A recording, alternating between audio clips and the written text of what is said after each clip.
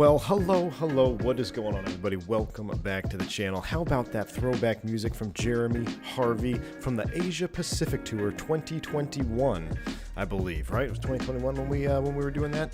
Man, throwback, love that theme, Jeremy. Love your artwork. Awesome stuff, man. What is up, guys? Welcome back to the channel. Coming at you from a pretty cold, rainy, misty day here in North Texas at the V1 HQ. I'm trying to clear my throat there. Been looking for some low vis today. Wanted to fly something into a little bit lower visibility because flying in the middle of the day with no clouds is kind of boring. So we're going to take this puppy from Chicago O'Hare. I believe this is the FS Dream Team or something like that. Some super heavy frame airport for Chicago, but it looks nice. We're going to head on down to DFW, full of turkeys and mashed potatoes and all that good stuff here in the cargo hold as well. So I hope you guys are ready to come on with me today as we fly down. Let's see what kind of weather we got by the time we get into DFW. We'll definitely be doing some type of approach, but I think we're going to get in just fine on a Cat 1 ILS. Scott, good to see you, man. Captain Xander. Krishna, good to see you. Al W, what's up, man? Good to see you, my friend. Robinson Santana. Al, you see, going back to Al W, you see the TCU rankings, man. Number 4, looking pretty good. Callie Simmer, good to see you, man. Blue Bear, Skytime, direct to G-Vine. I've heard that before. G-Vine Nation. Where's G-Vine at? Come on, I know that RNAV departure. Where's G-Vine? I know I say that all. It's not Dallas, is it? RNAV G-Vine, clear for takeoff. I feel like I've said that 1,000 times. Mike P, what's up? Thank you, man. Thank you for the $5 super chat, my friend. Just home from our 72-hour shift. Wife thought she was going to get lucky. Jokes on her, V1 time, even though she calls you V8. Interesting, man. Appreciate you. Thank you so much for the $5 super chat. Hey, you got to do what you got to do, man. So I appreciate you guys tuning in with me today on the Wednesday before Thanksgiving here in the United States. So a little bit of a holiday coming up this week. I did not, Chaos, what's up? Good to see you, man. I did not realize that we have a full airways today. Matter of fact, I actually almost forgot to go live on this stream because I was watching Flight Deck to Sim. I wanted to see what the X-Plane 12 update was all about, but then I guess he had a or the X-Plane, what X-Plane 12 was all about, but then I guess he had a forced update, so then it delayed his stream by 15 minutes, and then, so I was pretty much watching his stream. I was like, oh yeah, I need to hit the go live button over here. That's why I thought it would be cool to, do the, to like ACARs. Imagine if you could ACAR CPDLC from one sim to another. Like, that would be cool. I don't see why it couldn't work, because you have VATSIM, like, you could still VATSIM each other, but it'd be kind of fun to, like, you know, just troll along those 737s from Microsoft and, like, send a little ACARs. But anyway, would you connect to VATSIM today? And Tobias, yes, I am on VATSIM. We're sitting at Kilo 9. Looks like we have O'Hare ground on. We have, Midway Tower, they're online, so we're not at a Midway though, but look at this beautiful A310 luxury liner. Absolutely love it. Can't get this jet bridge to come over. I think it has something to do with my sim brief setting, so we're just going to have to deal with it. But let's go ahead and get this airplane fired up. We're doing a dawn departure, so I basically bumped the sim time back a little bit.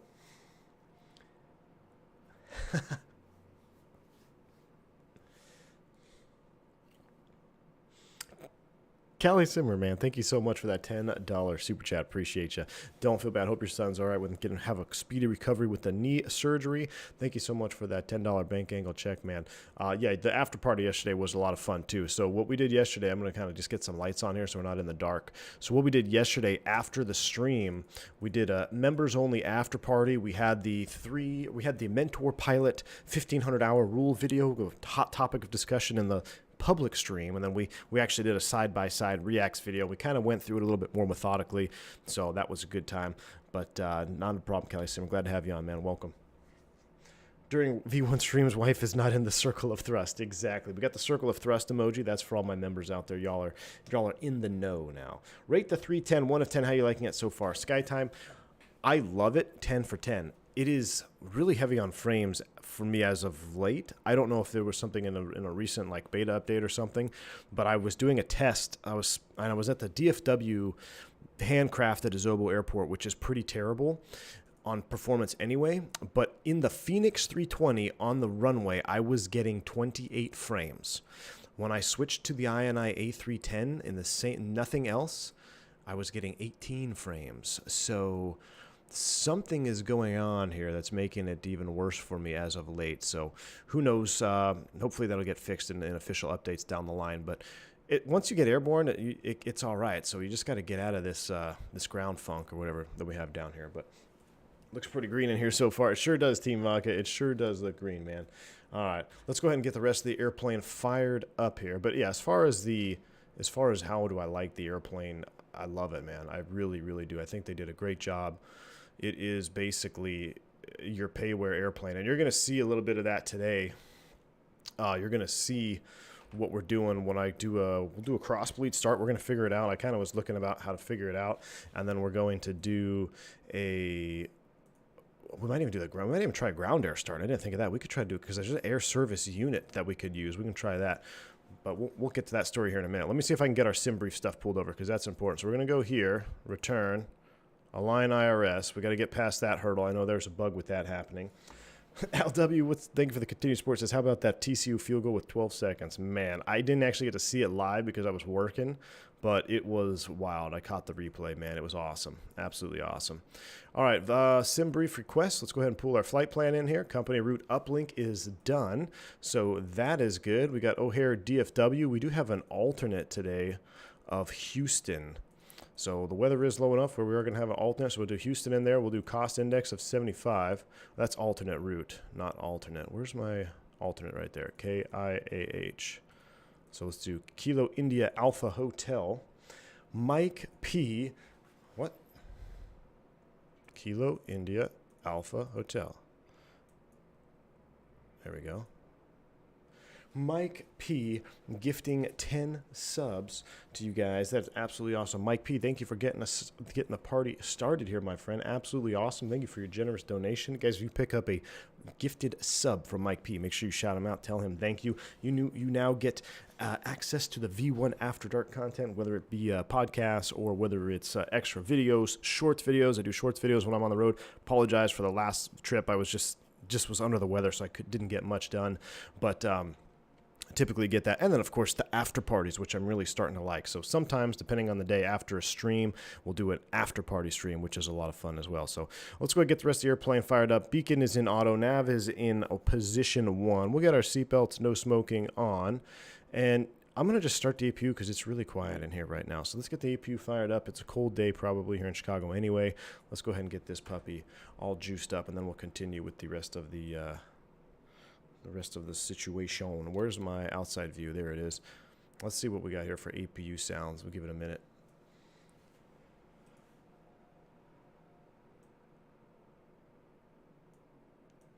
Hello, Bueller. Sounds? No sounds.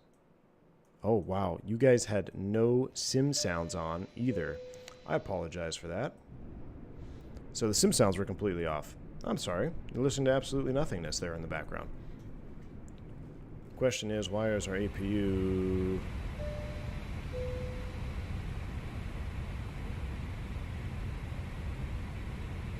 What am I missing here?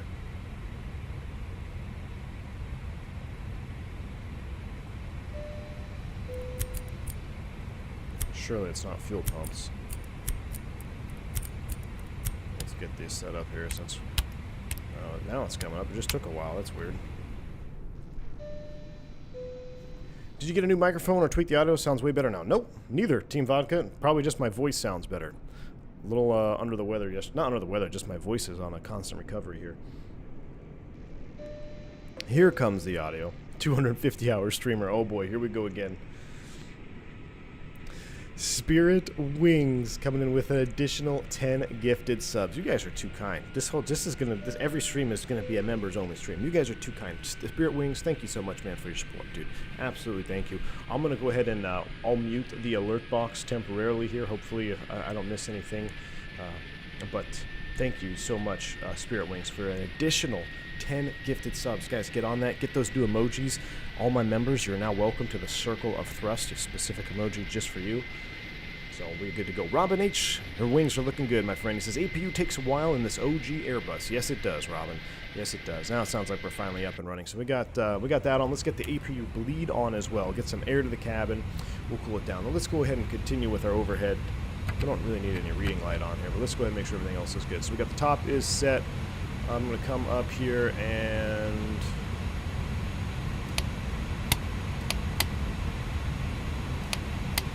that on APU gen for now. The way those switches moves is pretty nice. Alright, everything is good there. We can go ahead and get the galley on, so we've got power to make some coffee. Seatbelts and no smoking. No smoking will come on. Seatbelts are on. Actually, it's supposed to be on and auto, right? We'll go all back to auto. No smoking, auto. Everything else looks good down here. One fuel tank pump needs to come back on. We'll leave that off for now. And this is getting... There we go. Now we're good to go. Alright, let's plug away here at the box, shall we? We are Flight ID American 357. That goes right here. Flight plan today. Let's check it out. We got O'Hare Avis online information hotel. There's departing runways. 27 left. That's arrivals. Visual approach. Simultaneous approaches. Runway hold short. Departures. Expect 22 left or 28 right from November 5. 22 left or 28 right. So here is one thing that we're not going to do. We're not going to use the charts on Navigraph because I hate that little plug-in thing. So I've got my actual company iPad for real-world Jeppesen charts, and I'm going to pull them up here so I kind of know what's going on. Let me pull this up here. So you won't be able to see the charts today, but we're going to do our best to get by, because I just Navigraph, yeah, that Navigraph desktop sim app just kind of sucks. I like the new version that they have, but I don't like the in-sim application version. So I will plan, you know, if we get 22 left, that wouldn't be all that bad. We can do a Toga takeoff. That's 8,000 feet. Let's plan 22 left. So we'll come over here and we'll do a 22 left departure from O'Hare. Now, there is the SID that basically is a vector departure to Aceto, so we'll just go ahead and insert that out to Aceto. That looks good. St. Louis, so Razorback, Fort Smith, Arnett for the Seaver 4 and the DFW. Flown that once or twice. I'm going to be optimistic, say we get 17 center. We're going to try the Seaver 4 Arrival. I believe this is the one that's got, like, Chumley, please switch them over. Yeah. And we're going to come in on the transition, which is Arnett transition. Jarhead Proud Arnett right there. I like to use AXI when we did the late night. Sometimes I would ask ATC for direct AXI a little bit closer and you don't have to fly the whole arrival. So that looks good. We got our star in there. Robert S., thank you for the continued support, my friend. It's A310 Love. Hope you're doing well, Captain. Roberto, I'm doing fantastic, man. I hope you guys are well. We got family flying in today, and Turkey is defrosting. Everything's getting ready to fire up, and we're in a lovely A310 today, so I'm going to turn down that volume just a little bit, but I hope you guys, you are well as well, my friend. Thank you. All right, initialization, page 2. We're going to step over here. Now we're going to come over here, and there we go. We've got our flight. There it is. Flight details, American 357, O'Hare to DF Dub. According to this, we're GPU, which is fine. I'm curious. Will you bring a jetway over? No. I think it's just kind of a bug with this airport. Because I installed it and I didn't do like the... that's on me. That's probably on me. So anyway, we'll keep that there just for semantics. Coming over to this one here before start. We don't need that. We're not ready for this. We need to do this page right here. So, according to SimBrief, let's load this puppy up today. We got, we only have 183 in chat, so let's do that. I like this idea. We're only going to load up how many people we got watching. So we're going to do 180. We'll do 183 if I can do it. What happened here? Interesting. Ah, yes, we have a Boeing 7350 in our spot. Well, we'll see what happens here. We'll continue on. Maybe they don't know yet. Passengers 183. Cargo is going to be modestly loaded, 19.1. Fuel for today's flight is ramp fuel. Guys, this is pretty crazy. So I flew this is off topic, but this is because I see this fuel number is very similar to what I just experienced in real life. So gate fuel for this big airplane, that's not that big, but it's a bigger airplane. It's a wide body, 31,000 pounds. So I'm going to give us a little extra. I'll give us 36 because I'm a 250-hour streamer. So we'll do 36 on the fuel. We'll apply that, and that is all set. Now, what's interesting is I jump seated on a 787 from LA to Dallas not that long ago, and I was like, man, this is crazy performance. They had 30,000 pounds of fuel on board, and we were doing 2,000 feet a minute at 8.2 Mach, climbing through 36,000 feet on our way up to 41. Absolutely insane performance on that airplane. So that just reminded me when I saw this fuel number right here. I'm like, wow, that reminded me. That's cool. All right, we'll do this right now. So we're going to go ahead and just disconnect from VATSIM because somebody likes to be a kiddie, which that's fine. That's fine. Everyone got to do what they got to do, right? Let's go back to this page, and we are going to select our 8075. We're going to do a dry surface. Runway QDM is 221. Winds today, according, well, to the ATIS, which I did have, are 210 at 7. So we'll do this. 2, 1, backspace. 2, 1, oh, no, I'm in the wrong one now. 2, 1, 0 at 7 knots. Enter. Temperature off the ECAM was rip frame. Outside air temperature 10 degrees Celsius. So we'll come in right here and we will select 10C. Altimeter for today's flight is B key, and that is 3016. So we can put that in right here. I will flame. Yeah, I will. So 3016 in the meter, 30.16. Oh no, you don't put the decimal in. You just have to put 3016. 3016 in HG. Enter that. Weight is, according to our weight and balance, gross weight 263.9er. So we're going to go ahead and put this here. 263.9. Forgot the decimal. Enter U. We're going to do a 15-15, anti-ice off, air conditioning on. And let's see what we got here, calculated numbers. Even if you're not streaming, you get bad frames? Yes, Randy, I do. But I was telling, like I was saying earlier, I was at DFW, which is notoriously hard on frames because it's a handcrafted airport from a Zobo.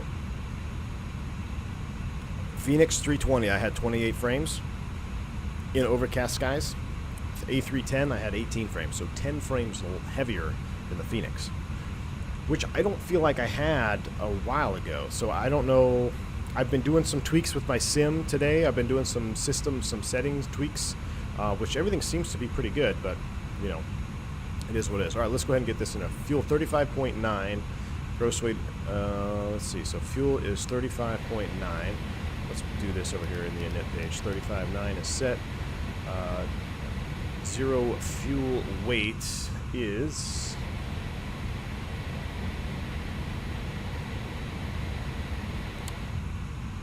the fuel weight is 227.9er. Because yeah, it was heavier from the start for sure, and I thought it might have been that I LAX scenery, but I'm thinking it might just be the airplane itself, you know, like you can see even moving camera views is kind of tough. 22.5 on the CG. We'll throw that right in here as well. 22.5. That is set. We got some numbers now. We've got alternate final fuel. We got 38 extra gas. That is beautiful. 1.9 on the taxi fuel. Very cool. Takeoff approach. Now this is where we're going to input our V speeds. So let's go ahead and get that set up in here. Takeoff approach V speeds, which we calculated with a flex of 57. We're not going to actually flex. We're just going to full send it on Toga. So we're going to be ripping 134, 136, and 150. So 134, 136, and 150. Set. Ah, forgot. Can't do that. So we're going to do this up here. We're going to set 150, and then we're going to pre-select 250. Heavy one with typical cruise altitude for San Jose, LA on a 73320. Sim brief gave me 17. Yeah, that's a little bit low. It's probably low 20s. Probably low 20s, Kevin Thomas would be about right. So we're going to do 154 for V2. We'll do V2 plus 10. 164. Then we're going to push it for pre-select of 250. Blame bad frames on the sim update? I don't know, Jeremy. I really don't know, man. I do not know what to blame it on.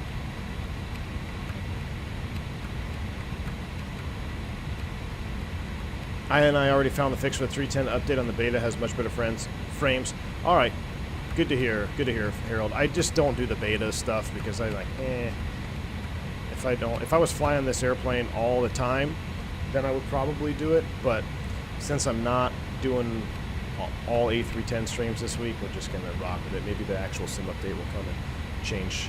Will come sooner than later, right? All right, so that is good. I'm going to lower this PFD just a little bit. It's a little bit bright. Everything else looks good here, though. And we are pretty much set there. Let's go ahead and see if this guy is still in our spot as we reconnect to the VATSIM network. Ooh. They still are. Beautiful. Air traffic United 2354 final pilot runway 2. Beautiful. All right, APU power is running, external power is connected. We're going to go ahead and disconnect that. We're going to do these after engine start. I'm going to try, why don't we try an air service unit start? So we're going to try a ground air start, shall we? So let's go ahead and clean up what we need to do here, and then we're going to go through some checklist items. So we're going to come back to this tab here. We're going to go ahead and disconnect the jetway. We're going to disconnect the GPU. All the doors are closed and armed at this point. So let's run through a quick before start checklist. Cockpit prep is complete. We're going to talk to ATC after pushback. We're going to get our clearance or taxi clearance. We'll get our top altitude set and our squawk after we push back because we have a basement dweller sitting on our gate. Signs on and auto. Let's go ahead and get that. They are on and auto. Beautiful. And we'll leave the beacon off for right now. That's fine. Fuel quantity is checked. We got just a little over 30, what did I say, 35,000 pounds, something like that. Navigation, we will check and set that after our clearance. Landing elevation, that's when we need to set altimeters. Brake anti-skid is normal. Windows, doors, we close both beacon on. So what we could do, I said we're going to test some stuff on this flight. Let's do a little brake test here. Are we chalked? We're not really chalked, but let's go ahead and see what happens here. So as you can see right now, if I press the brake pedal, so you can see my brake pedal over here, nothing is changing right here, right? So now if I go to alternate off, if I depress the brake pedal, oh, hold on, and release the parking brake, there we go. Look at that. Now watch as I apply brake pressure. See the accumulator pressure is dying down? That is pretty cool. That is pretty cool. So we're going to run out of accumulator pressure to even have the brakes set. That's with alternate brakes off. Now if I go alternate braking on with the parking brake off, we get the same function, okay? And now if I go parking brake on, oh, now we're out of juice. That is crazy good. Okay, so we literally have no juice now to hold us. So if we have no juice to hold us, I believe the parking brake is on yellow, right? So let's run, actually I don't even know for this airplane. Let's run an electric pump with the PTU on. And let's pull up our hydraulic page. We're having a little in-depth system fun today. So I'm gonna pull up hydros. Look at that. Accumulator has filled up, and our brake pressure indicators are indicating that they're above the green, which is good that we have brake pressure now. That is awesome. I'm not sure if I needed the PTU or not, if we just needed to go green, but we'll go ahead and disconnect both of those. So in the 320, if I'm getting ready to push back, somebody asked this question on the last stream. They said, well, what happens if you don't have accumulator pressure? I will turn on the yellow electric pump before they disconnect to make sure I got pressure to set the parking brake and we don't roll forward, especially if you got an engine running. So because it's a 310, I'm not quite familiar which one maybe I need to use one or the other, or I use both and it worked. But again, that is system simulation there. Pretty cool to see that as well. So we're going to also try crossbleed too for the heck of it. But all right, so brakes are set. Everything else is set. We're going to go DH-5 up here as well. We're going to go constraint mode. And landing elevation, DFW 610 or something like that. So we'll set right there, about 600 feet, which is good. Issues that Microsoft has terrible CPU thread optimization. It just overloads a single thread. Interesting. Interesting. So have you been flying this like you normally fly the 320s or doing 310 procedures? Tranquil Breeze, mostly 320 procedures. Mostly 320 procedures. But it's all good. We'll set 220 here for 22 left on departure until we get our clearance. Everything else is good. So we are set here. Let's go ahead and get our beacon on. And then we're going to go ahead and push straight back.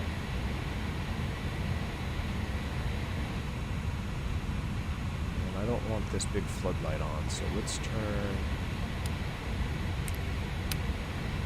There we go. That's nice. That's nice right there. All right, let's call up a pushback. We'll try it with GSX. Prepare for pushback and departure. Takes a minute. Hello, new to stream. Were you a real pilot? Yeah, man. Believe it or not. Morning, Chris Stuper. Welcome, dude. Did a 10-hour flight with this bird, Heathrow to Jamaica. Absolutely smashed the landing. We're going to hopefully have no smashes today. Look at that sun rising here in O'Hare. Beautiful. Why did it take me hours to load in the flight with the fly-by-wire A310X? Patrifi, because if there's an update, every time you update the airplane or the sim, it's got to recompile everything for that airplane. So it will take a long time to load, but that only happens on the first time. After you load it in the first time, it'll be good for every subsequent load. Alpha Mike. Thank you so much, man, for the $10 super chat, my friend. Have to run. We'll catch the rest on replay. But grab peppermint mocha on the way home. Alpha Mike. Thanks, dude. I appreciate you. Cheers, my friend. Hope you have a good rest of your week and enjoy the rest of your day, my friend. Thank you for your support.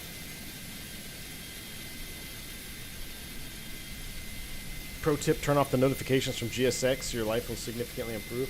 The only reason I keep them on is because sometimes I need to know what status we're at, you know? So I like seeing what the status of the airplane is. Joe Plains, I know I was hoping there was going to be some weather in O'Hare today. Of course, it's bluebird skies with absolutely nothing going on. That's okay, though. We're going to be flying into a weather system here in Dallas.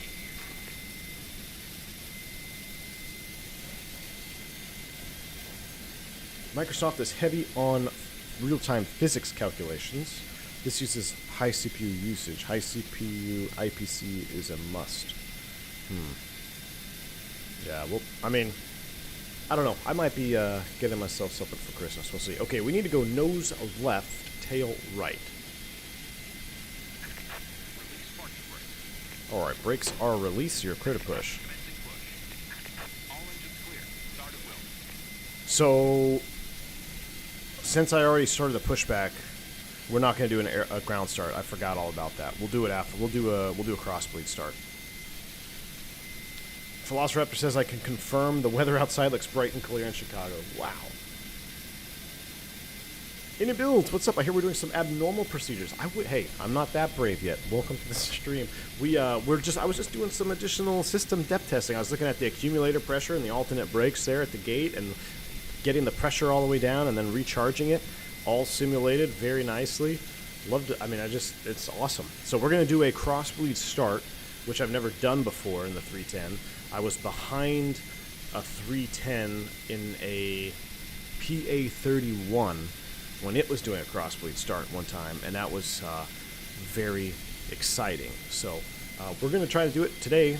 I've been looking at the overhead, kind of figure out how we're going to do it. We'll kind of fiddle our way through it, but I see you've got to go manual on the crossbleed there and just open it up.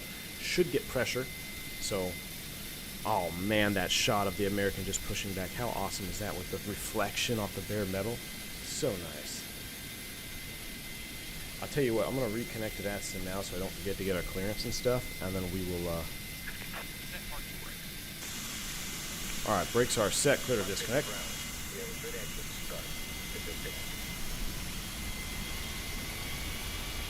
Everybody's spawning in. Alright, so we got a good engine, or we don't have a good engine start, but let's go ahead and call O'Hare ground on 21-9er.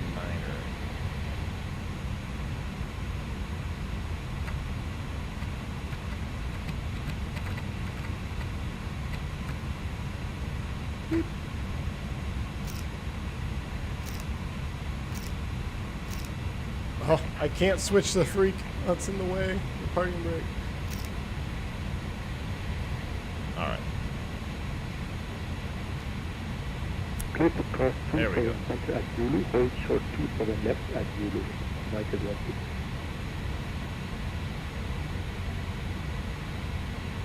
All right, he's clear. Let's go ahead and get a clearance from O'Hare ground. We have information hotel. Hair ground once again.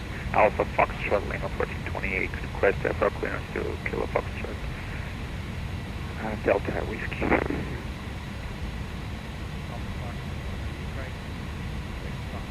I gotta change some of the audios here. Turn down the airplane. No, I am not. It is Alpha Foxtrot Lima. Alpha Fox and Lima. Yep, I know. It's Aeroflot. Oh, Aeroflot. Nope, it wasn't suddenly AI traffic. That's VATSIN traffic. Somebody spawned on me at the gate, so I wanted to push off the gate and then reconnect here. But we're gonna get our clearance right now. O'Hare ground. Good afternoon. American 357. Pick up IFR to Dallas Fort Worth at the hotel.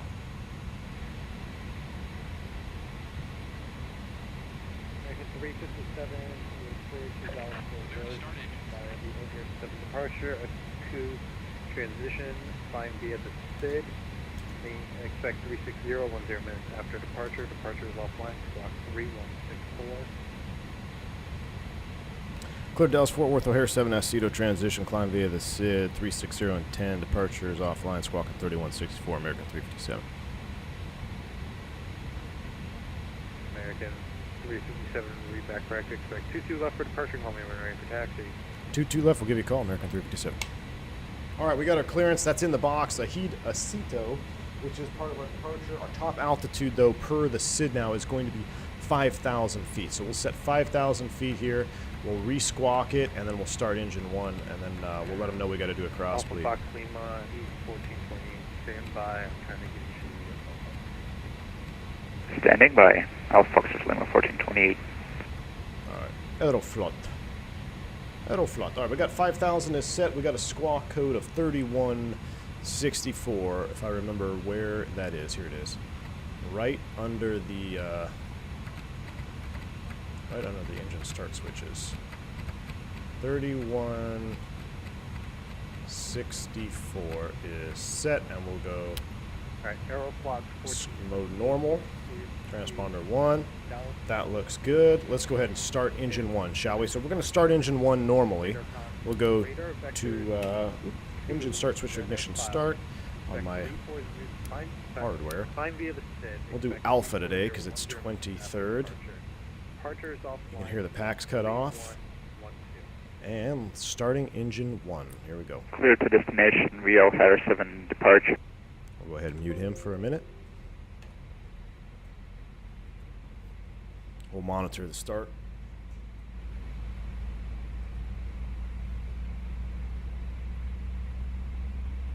I have the start lever bound as well, so you won't see me move it.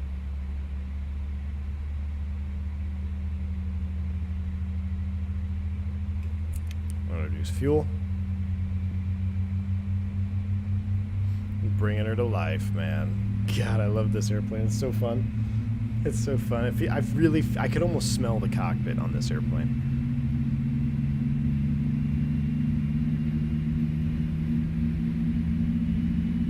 So, for a single-engine taxi, I wonder if we got to run. I wonder if we got to run a certain hydraulics configuration. Yeah, I think we're gonna have to do that. We'll just manually pressurize yellow. All right, so we got a good start on 1. Now let me see if I can figure this out. So let's go crank mode off. That's good. We'll keep the APU bleed on. We'll get our window heats on like that. Now to pressurize over here, if I go here, look at that. So that's going out. Now maybe that stays low. How are we looking? So we could theoretically go electric. Oh no, what if I want electric pumps on?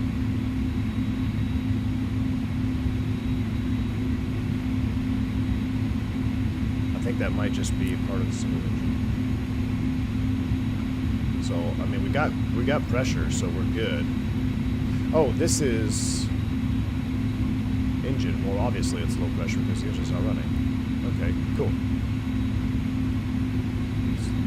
Engine 2, green pump, low pressure. I would assume that's normal. All right. So we're going to single engine taxi with this puppy. We're going to see if we can do it, number one. Man, let's go ahead and get our ATIS guy, our ground back on. American Airlines 358 request EFR clearance to Dallas. We'll do 15-15 on the flaps. American 358 cleared to Dallas Fort Worth via departure. Radar vectors are cooled, then it's filed. Flying via the SID, expect 36010 minutes after departure. Dogo DR, welcome to Commercial Pilot, my friend. Thank you for joining the channel and becoming a member. Sorry, Didn't have the alert box on. I'm unmuted, man. Thank you so much for joining the channel and becoming a member, dude. Welcome on board. 3157. Climb to 360, 10 minutes after departure. Fly departure SID as filed. American Airlines 358. We'll do our flight control check after we start number 2. Over there, ground American 357 off Kilo 9, taxi, hotel.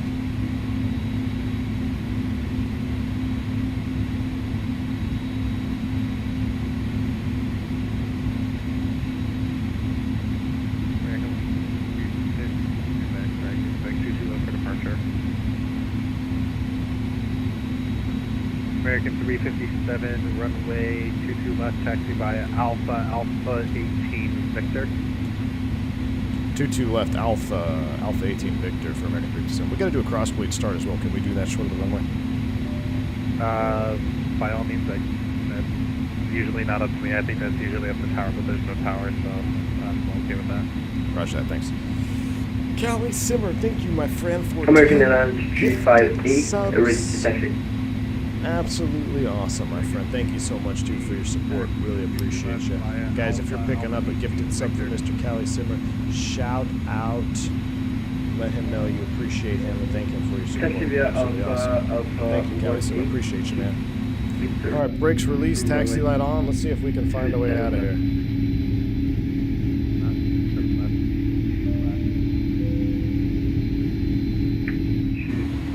Runway 22 left.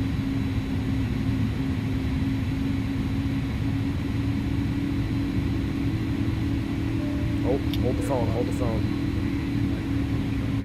We don't have proper tiller bound. Stand by. Stand by. Stand by. We need our tiller. Have no nose wheel steering. Over. Air ground, good evening, American 1463, Information Hotel, stand. It's not picking up. 17, requesting IFR to Dallas. Uh-oh. Uh-oh. Why is our tiller not in the box there? 63, you're cleared to Dallas Fort Worth. Stand by. By the O'Hare 7 departure, radar vector 2, then it's filed. Expect 340, 10 minutes after departure, climb via the SID. Uh-oh. Departure is offline, squawk 3272. Uh-oh. Ah! All right, American I thought we crashed. 63, clear to be at O'Hare. We're good. Radar vector is actually done. Go back, resume. 340. Hey, we're in it. Whoa. I thought we lost it there. We're good. Let's go. Single engine taxi out. I'm gonna turn the sim down even more. It's really loud. Forgot to remove the pin, exactly. Let's see how she taxis on one engine. Seems pretty good here. We'll follow that American. So we're going Alpha. I can't even see my my taxi clearance now because Callie Simmer's so generous. All the subs bumped it up. I was Alpha 18 Victor or something like that, right? Basically, in Yeah, my head, T43 you roughly. don't I stop. got to go into Incom fix pickup. Basically, you don't stop here. So I'm looking at my chart. Alpha 18 Victor. So we'll figure it out. Ramon, what's going on, man? Good to see you. Says, hi, everyone. Experienced my first go-around flying into Heathrow last week. Thanks to your videos, my brain started running the checklist as soon as I felt the pitch change. Hey, that's awesome, man. Congrats, dude, on your first go-around while flying. That's pretty cool. That's pretty exciting if you've never experienced one. If you can make a right onto Alpha 20, taxi down to Victor, You were supposed to go right, brother. On Alpha. Oh man, this controller is way too nice for Chicago. Go to Alpha 20 Victor. So turn. All right, Alpha 18 Victor, we're going. We rolling. Let's go. Let's juice it up. Oh, look at the sun reflecting off the nose.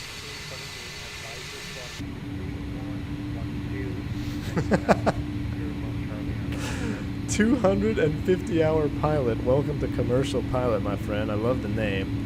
I don't know if it has anything to do with what we've been talking about the last couple of days, but appreciate you, man. Welcome to commercial pilot. Thank you for supporting the channel. Absolutely awesome. You guys, some of you guys have some really clever names. That really makes me chuckle, man. So awesome stuff. Welcome on board.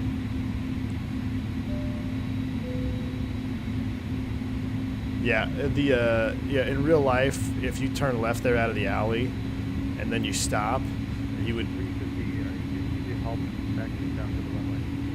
He's talking to me. Can you please repeat? American Airlines. All right, here's Alpha 18 and Victor. 358, are you going to need help taxiing to the runway today? I believe so. No, I don't need any help to taxi American Airlines 358. Hi. Alright, if it's possible, you try to make a 180 on Alpha. So I can All right, we got it not mess this up. Where's Victor? Alpha 18 Victor should be right here. Yes, I can turn 180 degrees. American So Airlines Victor 358. is right here. We're gonna take Victor. There we go. We'll take Victor. We don't want to mess it up. Penalty box time. Yeah, real life, they would have sent him around the long way around the airport. They would have sent him like, what is it, Alpha, Tango, Tango, Golf, basically all the way around on Alpha, and he would have to circle the terminals and come back and join Victor. That's like, the number one rule in O'Hare is you don't stop. Doesn't matter if you don't know where you're going, just don't stop. And if you make a wrong turn, keep going and don't say anything. Figure it out. It's the one airport in the U.S. where everything standard goes out the window. There is like zero standardization when it comes to ground control at Chicago O'Hare. What I'll do though, I'll probably stop up here short of the runway because I don't want to block it. I don't know how long this will take here for this crossbleed. Then we're going to run a couple more checklists and we should be good to go. This is the FS Dream Team scenery, Richland. So I picked this up just before the stream. With hotel. Just picked up for the stream. It's very nice. American 183, taxi to left by It's really not bad. I wish we had some weather to look at instead of blue skies. I feel like with the latest sim update 11, the Victor severe for, clear American looks 183 heavy. less than awesome. Left. I don't know if they changed the sky colors or not, but Alpha Fox Lima, ready for taxi. it'll float. Airflock, to left, taxi via Alpha 18, Victor. Al says TikToker Kelsey Yoder just moved from a Q400 with Horizon to 320 with Delta, trying to get her over here. Nice, man. It's awesome, Al. Alpha 18 Victor to the left for F 1428 will follow a 310. Thanks. Just have to pay the mob bit, that's all. Standard Chicago stuff, exactly. I love how when I start reading the chat, I start drifting to the right because my chat box is on the right side of my screen. That's pretty realistic. A little bit of asymmetrical thrust there, I love it. You can definitely feel it.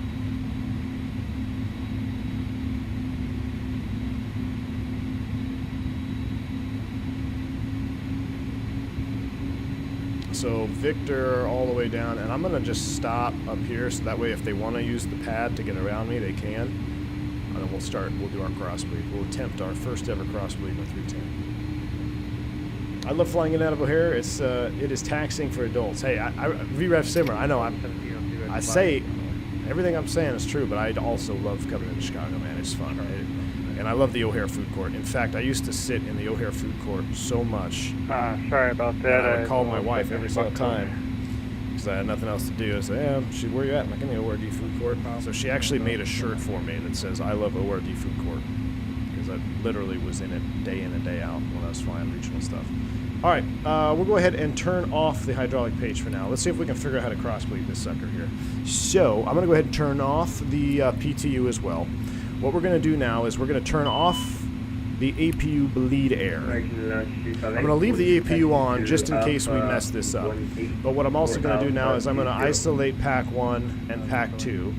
I'm going to go manual, turn the crossbleed on, and we're going to be bleeding from left to right. So now I'm going to go Okay, going to engine start to Alpha ignition 18, start. Vector 22. We're going to go alpha American Airlines again. Let's come down here. Let's take a look. American 357, just let me know when you're done. Roger, we'll probably about 2 minutes, American 357. All right, let's go ahead and juice it up. I'm not sure where I'm looking for bleed pressure for start. Maybe I need to be... I'm going to run the N1s up to about 40%. American 357, is there enough room for the following aircraft to get by? That's affirmative, yeah, they can go around our right side. Right, Roger, thank you. Alright, so I'm going to go to the bleed page here real quick, just to verify. So it looks like we've got... It's green, it's cross-line green. Let's see if it will start. Starter valve open. And ground, the American 183 has I'm going to juice it up a little more. The 320, I don't know if he's got, maybe he's got a different scenery. Yeah, he might have a different... We're turning. We are cross-bleeding number 2. That is cool. Turn, because I noticed it on my screen. That is awesome. Let's go ahead and we're pretty much ready for fuel. Let's come back here.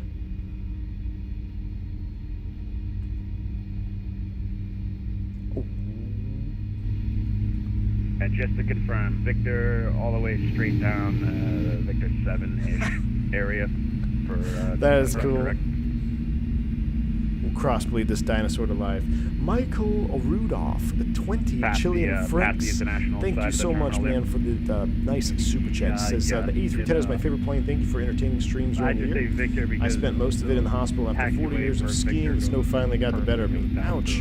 At least I had time to watch YouTube. yeah, Michael I'm just taking Rudolph, off the dude, thank you so much, man, for that very generous donation. Hopefully you're making a quick, better recovery after looks like some incident with the snow. But I appreciate your support. Thank you, man. All right, we're gonna go ahead and do this. We're gonna come back here. We got our packs on. You can hear the pack flows going on. We'll go ahead and turn off the APU now. Everything is powered up top. Overhead looking good. Let's do a quick flight control check. Let's not do an XP72 here. Let's go ahead and there we go. Roger that. Oh, hit my microphone, so I hate yokes. There we go. We're close Air enough. ground, Delta 702. Rudder, ready to full take. left, full right, neutral. Beautiful. That's good. Takeoff config test is takeoff config test normal. 1.2 I think was the trim. Roger, yes, I can hit the Speed brake is Alpha armed. 20 Hey, we are ready to alley. go. So that's just making like kind of a hard right there from where I'm at. Let's go ahead and taxi up to the runway. Because I'm going to have these tax 28 right in November 5. Speed brakes by are armed now. They are armed now. Alpha 18 says Victor to Echo Echo to November. We can do, let's see, it's basically going to be heading off the ground. So we're going to do heading select, profile arm, profile climb, heading select, 220. Alpha 20. And we have our Toga push Alpha button ready to 18, go. Victor, Echo Echo, November 5. 702. O'Hare Tower, American 357. American 357, hold short 22 left, ready for departure.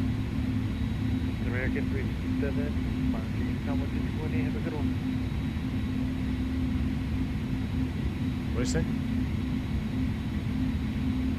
Oh, monitor Unicom. Ah, cool. All right, thanks for the ATC. We'll talk to you next time. American 357, safe. Ah, all right. Let's go. O'Hare traffic, American 357, departing 22 left. O'Hare. Let's go ahead and light it up.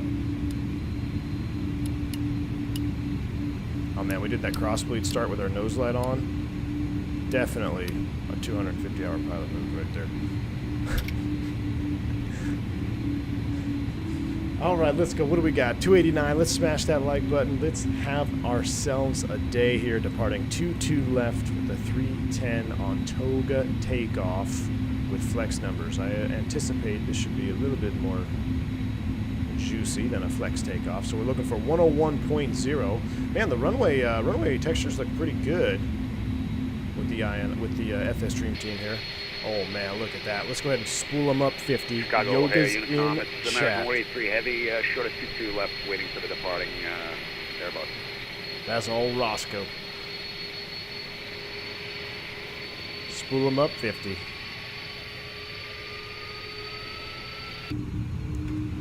And hit it. Yoga.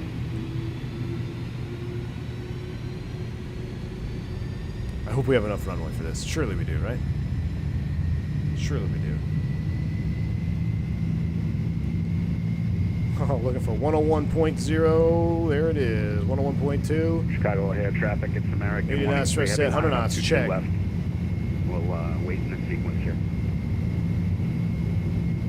V1. Oh, gusty, a little gusty. Rotate.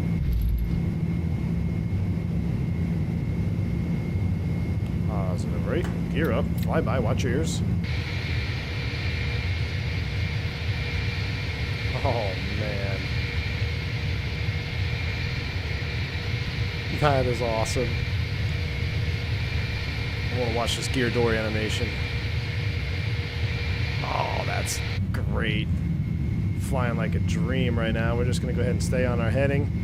There's profile climb, profile thrust, heading select. We're going to stay on heading. We'll go ahead and reduce thrust, lower the nose.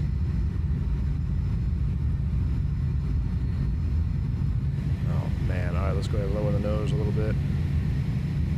And I'm going to go ahead and set us up a direct 2 in the box since there's no ATC. So we're going to go direct to a CETO insert, which is the first fix on our flight plan.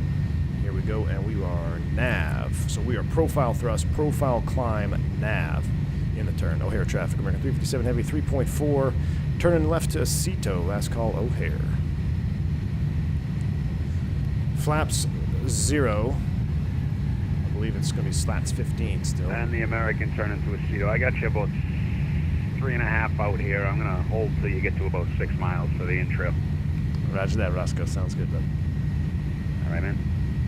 Nice, we finally all get to do one with them. All right, here comes SB. We'll go ahead and clean it up. Let's go flap 0.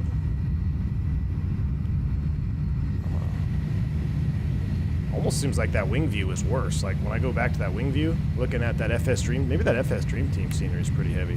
As in lieu. O'Hare traffic, it's American 183 Heavy, departing runway 22 left. We'll fly the O'Hare 7 and call for his CETO. Oh, we only had 5,000 set. Keep going, keep going, keep going. Let's take her all the way up. Keep on climbing. Delta 1702. Is somebody lining up on 28 right?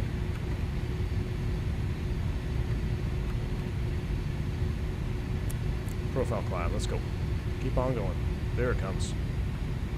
And we are in climb thrust check. We're going to go all the way up to Delta Chicago traffic Delta 240 for now. 702. Takeoff 28 right.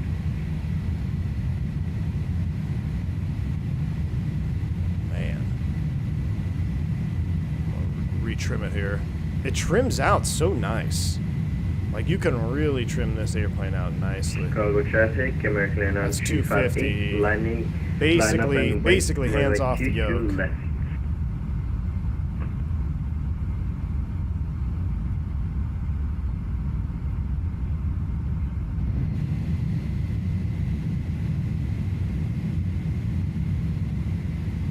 Man.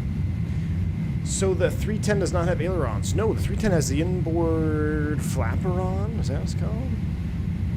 Flapperon? Yeah, inboard ailerons only on the 310 there for my inibuilds. Yeah, so it does affect how it rolls. It's much more sluggish. We're pretty much straight out. So let's go Command A. That is on. We're 9 thou. 9.2. We're getting ready to go through 10. Let's just go up top here and let's go ahead and kill the lights.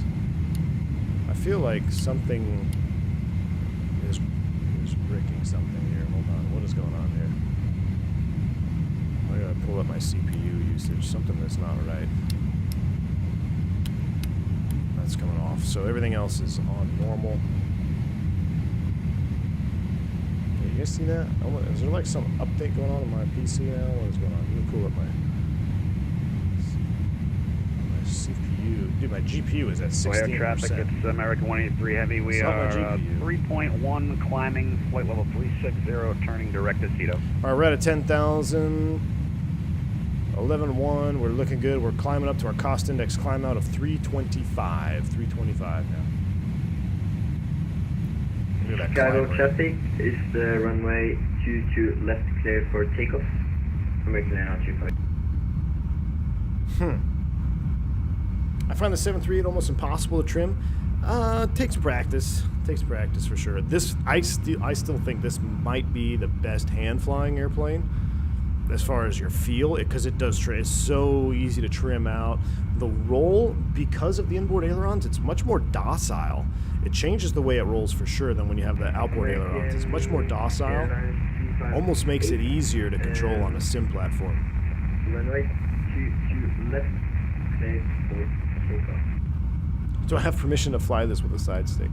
Oh man, I'm wondering what's going on here with my CPU though, because my CPU is getting these crazy spikes right now.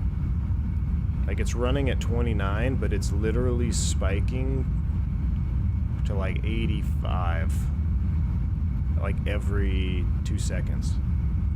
Something interesting is going on here. O'Hare traffic, lining up to the left and waiting for our float for 28. Let me see if there's something else I can close in the background. I can't imagine. O'Hare traffic out to 1002 is clear of runway 28 right.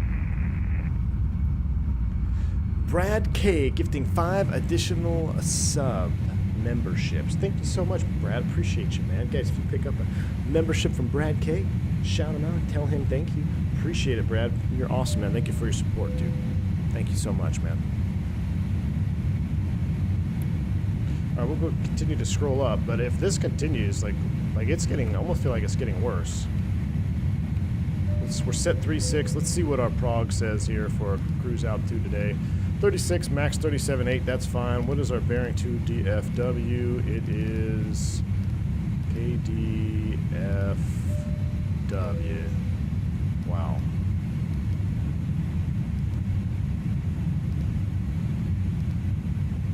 $668 miles.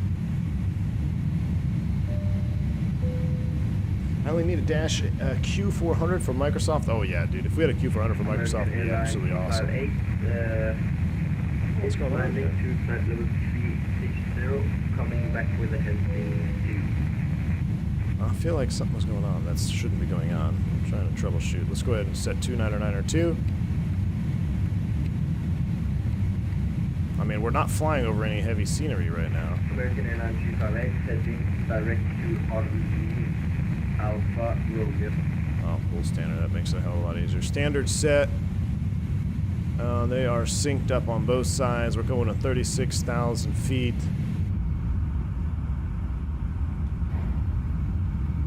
Interesting frame tank situation going on here. Not quite sure how to remedy this. Will you do random failures with the 310? I don't know if it's a feature or not in this plane. I don't believe random failures are a thing yet, or if they're even in the pipeline. But I do know that it is definitely got some systems modeled for sure. We did a couple different things today. We did a hydraulic test of the parking brake at the gate with alternate brakes. We got to see how that worked. We got to drain the accumulator. We got to recharge the accumulator with electrical hydraulic pumps. And we did a cross bleed start, which was pretty cool. Never did that before. But it's basically, honestly, it's very similar to the narrow body right now.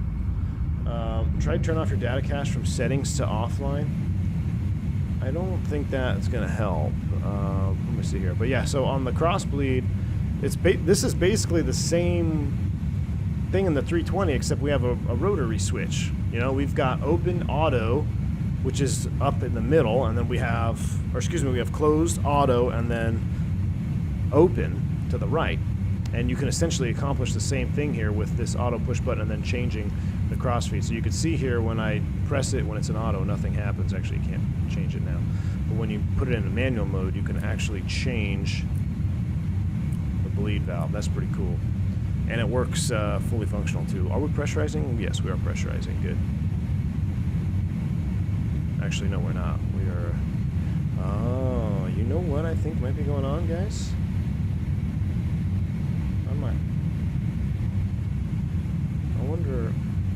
a second.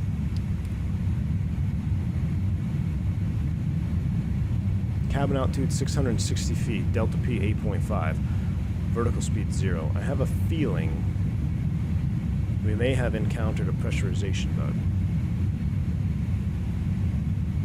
Well, now it's climbing.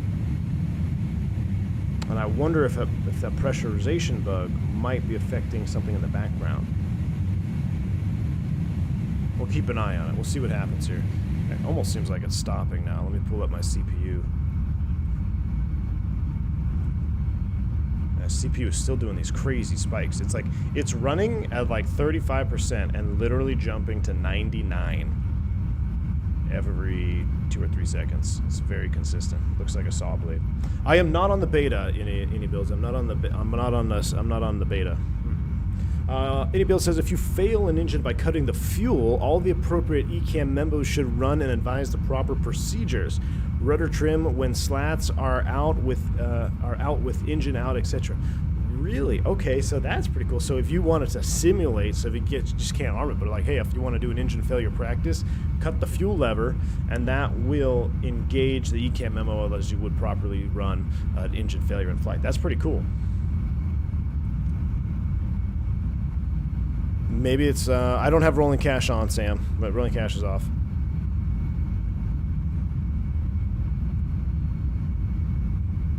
If you, Aviator Trav, I did turn that on. Let me take a look. Let me try Aviator Trav, because that's one thing I did change.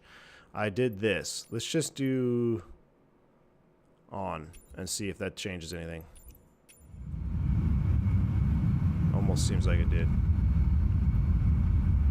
You know what? That fixed it. Aviator Trav. I think, well, maybe not. We'll see. You know what? I wonder if that definitely feels smoother already. Yeah, Aviator Trav, you know what? I'm glad you said something, dude. Look at that. Look how much better that's running. That is way better. Alright. So, this is why I bring you guys along. That's why I bring you guys along. Yeah, so we do have a cabin pressurization bug here, but that is fixed in the beta update. So inibuild says the cabin pressurization issue should be fixed along with improved performance on the beta. Cool deal. So on the beta, if you opt in, it looks like it will fix. Now, ironically, I'm not having any performance issues now that I turned that VSync plus boost off. Like, it feels much, I mean, this is smooth as glass right now. So definitely had an issue with that. Man, we were flying over literally nothing land. Illinois over here. What great scenery. But interesting. So yes, but that pressurization bug should be fixed if you are running the beta, which is cool. Should I, Chaos, you said reflex is completely useless. Should I just turn it completely off? I'm scared to turn it off now. What in-flight meals are we serving on today's flight? Today we have a turkey and stuffing sandwich with cranberry sauce. You guys ever had a Thanksgiving sandwich? They're absolutely amazing. There was an airport in the Northeast, I believe it was Hartford. I think in Hartford, Connecticut, there's this restaurant in the terminal that made these Thanksgiving sandwiches. Oh my gosh. I had one on a day where we had 5 legs up and down the East Coast. I think we were doing like Hartford, DC, and then we did like the DC Boston shuttle for like the turn, and then we went somewhere else. And I had one on after leg 1, so I got one at like 11 in the morning. It was a mistake. Like I wanted to just take a nap for the rest of the day. That Thanksgiving sandwich was absolutely amazing. Flame, so I use G-Sync as well. Well, this is my first stream attempting to run G-Sync. So on this stream, what I've done is I was watching Sim Update 10 settings from Q8 Pilot. Not because he hasn't done one for 11 yet, but I was kind of going through to see what settings were modified. And also, I was using some of his Sim Update 10 suggestions. And I started using, the only thing that I have done different is G-Sync now. That's the only thing I've done different than what I've ever done before. Thanksgiving leftover sandwich is the best part of Thanksgiving. I agree, Steven. It's delicious. Interesting, meow meow. Okay. 5 turkey legs up and down the East Coast. Oh yeah, man. You were in Hartford 2 months ago? Nice, dude. Had me at turkey, lost me at stuffing. Key 6, come on, dude. Hey, when it comes to stuffing, it's all about the box stuffing. Homemade stuffing is nowhere near as good as box stuffing. I think that homemade stuffing, like my mother-in-law tries to make some, it's like, it's too fancy. Just give me the stovetop stuffing from the box, man. It's delicious. Yeah, we are going to pop this sucker. Now, I don't think, I'm sure this is a bug. It's already been acknowledged. There's nothing we could do to recover the pressurization, right? I'm just curious. If I went to man pressurization, vertical speed up, yeah, it's definitely, well, that's the valves moving. Hold on.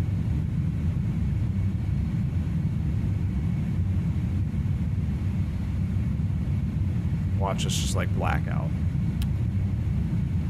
So I've got the valves. This is closed open. If I open them up, the cabin should be climbing. So yeah, it's clearly a bug. Already obviously acknowledged from inibuilds. There's nothing we can do to.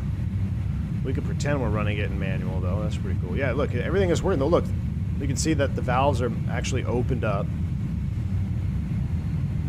We're leveling here at 36. Engine 1 off. Alright, cabin pressure regulator 1 fall. Cabin pressure regulator 1 off. Man pressure on. Procedure. Cabin pressure manual control. Alright, we'll go ahead and clear. We'll go ahead and just pretend that we're doing manual control. Regulator 1 in op. We'll go ahead and clear that. So we have regulator 1 in op. Yeah, you can see it's still not climbing up, but it's modeled though, which is pretty cool. Here we go, leveling 360, 80 on the Mach. Those are rookie numbers. Let's pump that up, huh? What else we got? Let's do 82 Mach here. Let's do 82 Mach. It's a smooth, beautiful ride. We'll get the seatbelt sign off. Ding dong. Can you turn off the cabin lights yet? Believe you can in the beta and in the new update that's coming. Man, flying where there's no clouds is absolutely awful. And I feel is it just me, or did the sim change in CAV-OK conditions? Like, I don't know if the sky colors are different, if the haze on the horizon is different. I mean, I guess it kind of looks realistic, but at the same time, ugh. You just want more high-fidelity planes for Xbox? Hey, you know what? With what INI has done with this airplane and making it compatible with Xbox, I think it's probably opening the door for much more to come your way on Xbox. And I am blown away just completely that this plane is compatible on Xbox. Even, you know, when you have the, you don't get the advanced cabin mod or whatever that you have on PC. Wow, this seems like a steep bank angle. Oh, are we going to roll over? Bank angle checks in chat. Oh my. What is this, like in 40? That's a pretty steep bank there. That's a pretty steep bank there, cowboy. Oh, Roscoe, your sim crashed? Dude, were you in, what were you in? Were you in Microsoft or were you in P3D? At Frontier, you pay for oxygen mask per minute.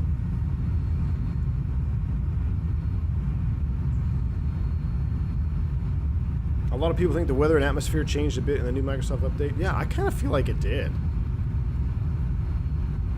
I definitely feel like something has changed here with these clear conditions. Now I'm hoping once we get a little bit past St. Louis, if I pull up the airport page, well, that's a little bit too much.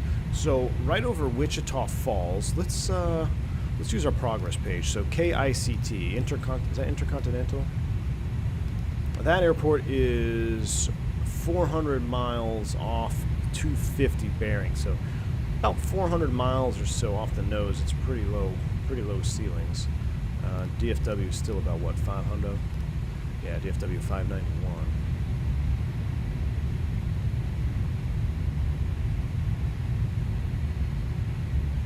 All right, well, we're leveling in here at 8.2. We can turn that off. Everything else looks good. We'll get rid of the cabin pressurization page. We're aware of our issues, but everything else is fine. Sim has really smoothed out, so maybe it did have something to do with that. We are in cruise. I need to put this into the off position. Let's make sure we can run a couple other checklists here. Slats, flaps, gear, packs are both on. Altimeters are set standard. Everything has been completed on this checklist here. I wonder if pausing the sim when we did our control, because we had a control binding that wasn't, like, it just wasn't registering. I wonder if that had something to do with it. Alright, let's hop outside. Man, I love that livery, though. Absolutely love that livery. Gonna join in St. Louis, Roscoe? Sounds good, man. Sorry that crashed on you, dude. Let's see if I turn this down. Whoa! Sorry, headphone users. There we go. That's set right there. I know, Brad. This livery, especially like sunrise, sunset, is absolutely amazing. They got a real nice shine on it. Real nice shine on it. Alright, let's go over here. What time is it? 1:10. Good. I gotta get home in time for that, so everything is looking good. What's this? Let's get a little tunes going on here.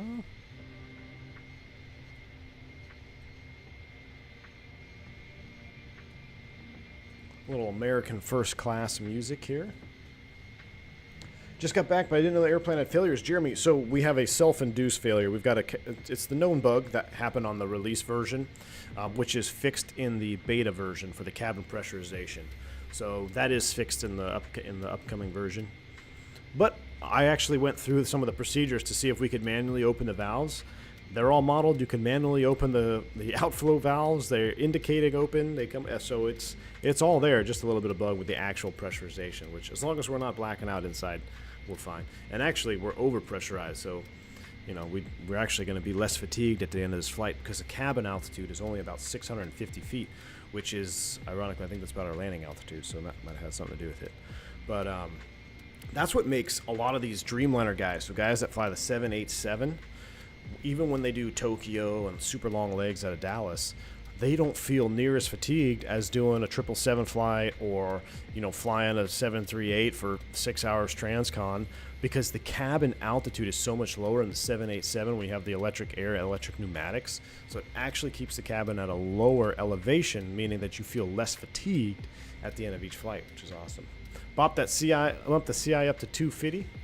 Let's see what we got. I'm already manual speed here. Let's see what we can do. We'll do 8.3 into this wind. It's smooth enough. We'll do 8.3.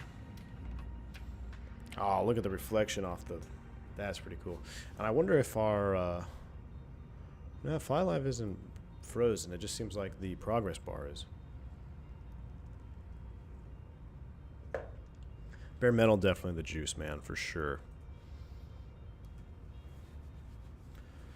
Both Matt and Fly-by-Wire had to crash the sim? Really?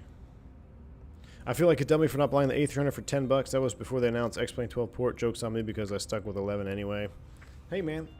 As long as you enjoy the sim that you fly, that's all that matters, right? I wish Microsoft simulated oxygen deprivation blackouts like they do for G-Force. That would be pretty interesting. There's also more moisture in the 7.8. Yes, it is. So it's different. It's more saturated, right? So you don't, it's not as dry. You don't get like flying, even just flying 320s around, your nose gets dry, your lips get dry. I mean, I go through chapstick like crazy.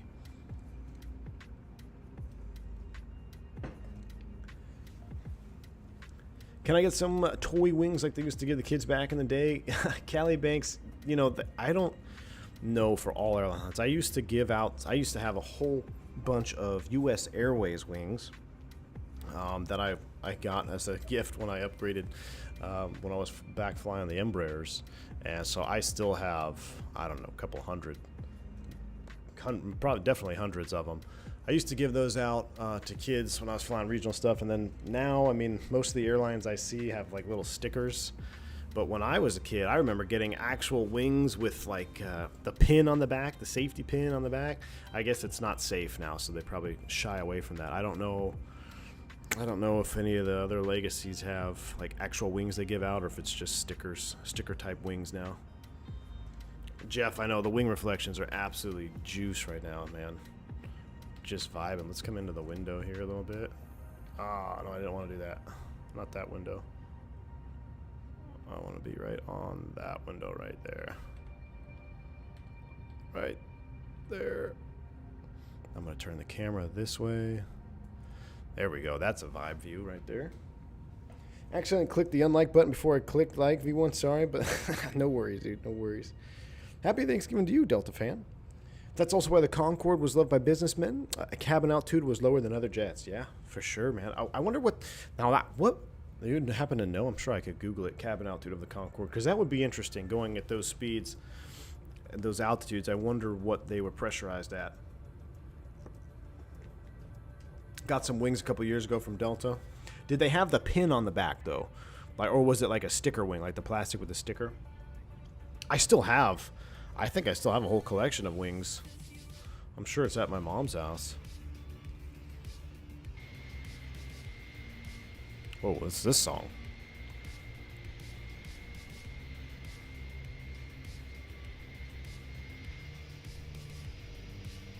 That's out of an American. This is like all the American commercials used to be at this angle. I feel like we're getting ready to go to war or something. Get the forehead grease all over the window. How do you get wing views like that? Exclamation point wing view, man. So the 310, in order to move around the outside view, I adjusted my default position view, and I think this is also something that's being updated in the next version that comes out to the release candidate. Is they've done some custom wing views, but essentially I had to make mine. So I watched a tutorial video from XP72 on the wing view, and I applied the same procedure here. Man, look at the dirt on the tail, though. Look at this. Oh, that's awesome. Mike P, thank you for the $5 super chat, man. It says, I missed the 1500-hour discussion yesterday. Can we recap the discussion? Oh man, dude, we had a good one though. I think we had a good one. It was much better in the members only after party. I was able to. We did a side-by-side watch of that video, and I think it was, you know, Mentor Pilot makes some good points, but again, you can counter them. And the biggest thing that really you should grasp, guys, that if you weren't here on the after party stream, the 1500-hour rule didn't create the pilot shortage for like a couple main reasons, and one of the main reasons is before it even existed, to be considered competitive to get hired at a regional, even to get an interview, you needed over 2,000 hours. You needed 3,000 hours, 2,000, 2,500 hours was like the minimum to be considered for an interview. So 1,500 hours was kind of just, it's kind of like, man, it didn't really, that didn't start the pilot shortage. We went over, you know, what really caused pilot shortage. You have high entry fees essentially and low payouts at the end. You create a gap, you run that for years. The companies and the airline system can take advantage of an aviator's passion to want to fly because they know you're going to want to fly for peanuts because you're doing what you love. Because in order to do this job on a day-by-day basis, you really have to love what you do, and they take advantage of that. So you sacrifice quality of life and money and to get where you get, and that's what creates a shortage, among other things. But thank you, Mike P, for the $5 super chat. We're getting ready to start me down another rabbit hole. I'm going to turn on a fan, guys. Give me 1 second.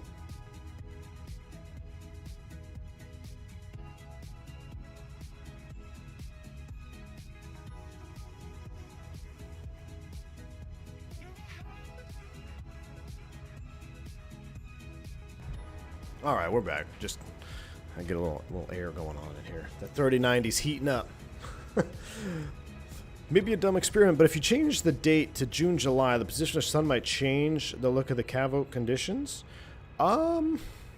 Maybe. I think it's fine right now. We'll let it rock right now. We're going into some non-cavote conditions, so I want to see how the transition is with the latest and greatest update here from Microsoft Sim Update 11. We'll see if it actually transitions into a good weather-looking scenario. Best airline commercial song was that Enya one for Delta. If I heard it, I'm sure I would remember. Jeremy says, any size limitation on the turkey size when smoking it? Jeremy, make sure it fits in the smoker. I made that mistake last year. We had one that I was like, we got to get the biggest turkey. It's like, we got to get I don't know, everything is bigger in Texas, right? So I felt like we had to just get the biggest possible turkey. Got it home, realized it would not fit in the smoker, so then we had to do a little bit of I had to modify my smoker to get it in there, and then I actually modified the turkey. I smoked it spatchcocked, I believe that's what it is, right? When you like cut it in half and lay it flat, because there was no other way it was going to fit. So this year we have a little bit smaller turkey. It's going to fit in there just fine. I still kind of modify how I do it. I actually flip the like I flip a roasting pan upside down, and I put it on that, and I take the top grates out. So it's kind of how I'm going to do it. Thanks for the entertaining stream, Captain. Have a safe landing in DFW. Robert S., thank you for stopping by, my friend. See ya's in chat. Have a good one, dude. Starting to see some clouds on the horizon? Yes, I was seeing those earlier. I think the medical clearance in some areas are a little much. The medical clearance. What do you mean by that? Every time I stare at those engines, it amazes me that only 4 bolts hold it to the wing. 4 bolts, and they're designed to burn off. And they're designed to detach themselves without ruining the wing structure. But you saw that in that LATAM crash in Lima. That was tragic. But Airbus proves again that it is... That's a pretty resilient airplane, man. You got to hand it to Airbus, though. I mean, the way it hit that fire truck, ripped that engine off, airplane stayed together, which there's been times where I'm like, man, is this airplane going to stay together? But it's... I wonder what speed they were at. I'm sure Blanco Lirio probably has a estimate on their speed of when they impacted that fire truck. But shoot, they had to be close to V1, man. I mean, it's not like you're going to continue after V1 on that. Like... That's one of those cases where you don't have a choice to abort after V1. That plane was coming back to 0 speed, no matter what. So, but I watched the inside cabin view of that LATAM crash, and you can hear the flight attendants, or you actually hear the captain come on, and he basically says flight attendant stations in Spanish. Was he speaking Spanish? It sounded like Spanish to me. It might have been some rendition of that down there in Lima, but. Flight attendant stations, and then you could hear the flight attendants telling everyone to stay seated, remain seated, which is all the proper calls. That's like, in all that chaos, the fact that they were remaining calm, cool, and collected is awesome. Unbelievable that they got incarcerated like instantly after that accident. Again, that is why, I mean, that would never happen in the U.S., barring an egregious, negligent act from a crew. You're not getting arrested. Like, it's the union's going to step in, they're going to do their thing, and it's they'll protect the pilots, make sure everything is done fair and just. But it's crazy, man. There was still a crew. I was reading this today in my news feed, my little pilot chat that we have. So there was a crew in Dominican Republic. I believe they were a Canadian crew, and they found contraband on their aircraft in the DR, Dominican Republic, and they have been incarcerated for months down there. 7 months. They're still in jail. They can't get them out. So, again, that's where people like Roscoe and the union, they're gonna fight for you and get you out. But it's crazy, man. Like, the world is a crazy place. So we actually have a bunch of memos, or not a bunch. We had a memo come out saying that today, actually, saying that you need to. All flights to the Dominican Republic, you need to use extreme caution and make sure your security checks are very thorough. Speed was around 125 knots. Damn, dude, that is 125 knots, like it hit that, ripped that engine off. I can't imagine what that felt like for those guys. But hats off, unbelievable professionalism. Just from what I heard from the cabin view, so there's a cell phone video. Captain comes on, I assume it's the captain, flight attendant stations, and everyone's calm. Like, the airplane's on fire, you can hear the solenoid valve going back and forth, the hydraulics are leaking out. Like, it's just wild, man. Boris is already analyzing the footage. Chaos. Yeah, I was reading his chat messages. I think he's right, though. You hear that banging in the background. That has to be something. I'm not necessarily sure if it's a backflow prevention, because I don't know if it'd be flowing out backwards. I think basically, I think it's just empty. I think the pump is just running and there's something clicking or banging. Because obviously you rip the engine off, the fluid is going to leak out, especially on that side. So yellow and blue are probably gone. I'd be curious to see what happened to the green hydraulics during all that. Like, there's a lot that Airbus can take away from that and see how their system's held up. Mach number is 814 vodka, and we are going over. What is this? Is this Lambert? Is this St. Louis? This looks like St. Louis down there. It sure is. Oh, yes, this is St. Louis. The arch is down here somewhere. That's got to be St. Louis. That's cool, man. That's real life. We are landing in DFW, Brad K. Yep, that's St. Louis. Look at that. That's a 1,500-hour pilot call, you know. Recognize that airport from 36,000 feet. Wouldn't be able to do that at 250 hours. I'm going to need an emoji for that. This is going to be so bad. I'm just shocked that nobody on the plane died. I know, Steven. Yeah, I mean, what shocks me more than just, you know, nobody died on the aircraft, the fact that it stayed together. Because if you watch that outside video, it hits that truck and it almost like it begins to rotate, kind of like the Asiana 777 did when it spun around, which also was crazy that airplane stayed together for the most part. But the fact that, you know, the wing didn't come off, or like the fuselage didn't break in half or something, because I assume they had a lot of fuel on board that airplane. It just really is a testament to Airbus to how it held together there. St. Louis is an old T-way hub. Oh yeah, Jeremy, I know all about it, man. All about old St. Louis. There she goes, off the backside. 1,000-hour call. There you go. Yeah, Sam, it was more about 1,000 hours. You're right. It wasn't quite a 1,500. That was, yeah, it's about 1,000-hour call. Fubar, appreciate you, man. I appreciate your creativity. Shout out to Fubar, and I think Tom's created a couple of them. So a lot of the emojis are user created from you guys. So appreciate you. Yeah, Felix, the pilots got arrested. Everybody say thank you to your structural engineers. Absolutely, you're absolutely right, Steven. Ever eat at the Indian restaurant in the hotel that overlooks runway 2911? No, I don't believe so, Cacto. I don't believe so. I try to stay away from Indian food on the road. I like Indian food, don't get me wrong. I think it's good. I had a bad experience with some Indian food in Boston. I was an FO a long time ago, and a captain said, we got to go try this Indian food place. And honestly, it was really good.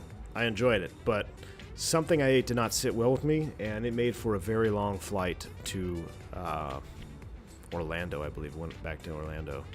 It was a long flight, man. So now I limit myself to exploring different cuisine on the road. Don't be blaming me. I'll tell you the good spots. Roscoe, for sure, man. Next time I'm in Boston, dude, for sure, I'm going to hit you up. I've been looking at some trips for December, trying to see, because I got to kind of want to build up some time in December, because I dropped a lot of stuff. I'm trying to see if I get any good overnights. So I will definitely hit you up, man. I'd love to, at the very least, I'd love to go get a coffee with you or something. So, taco days, yeah, exactly. I had a baller trip to St. Louis one time. I'll have to tell that story on the Discord. Yes, let's keep it PG here. We're certified for kids now, so let's keep it all in the safe zone. Oh, we got some clouds on the horizon. Man, are we almost at TOD already? No, how far are we? 457 miles. All right, cool. I thought we were almost there. I was like, well, we can't be over with already. But yeah, there's some clouds on the horizon. I'm surprised you guys didn't vote for the King Air. You guys kind of let me down today. So I have a picture. I'll post it tomorrow. If you've been around the channel for a long time, you've probably already seen it. If you've been here a while. Did we just listen to this song? But one time, wife told me to pick up the turkey when I was at my outstation. So I strapped a turkey into the King Air, or the 99, excuse me, it was in the 99.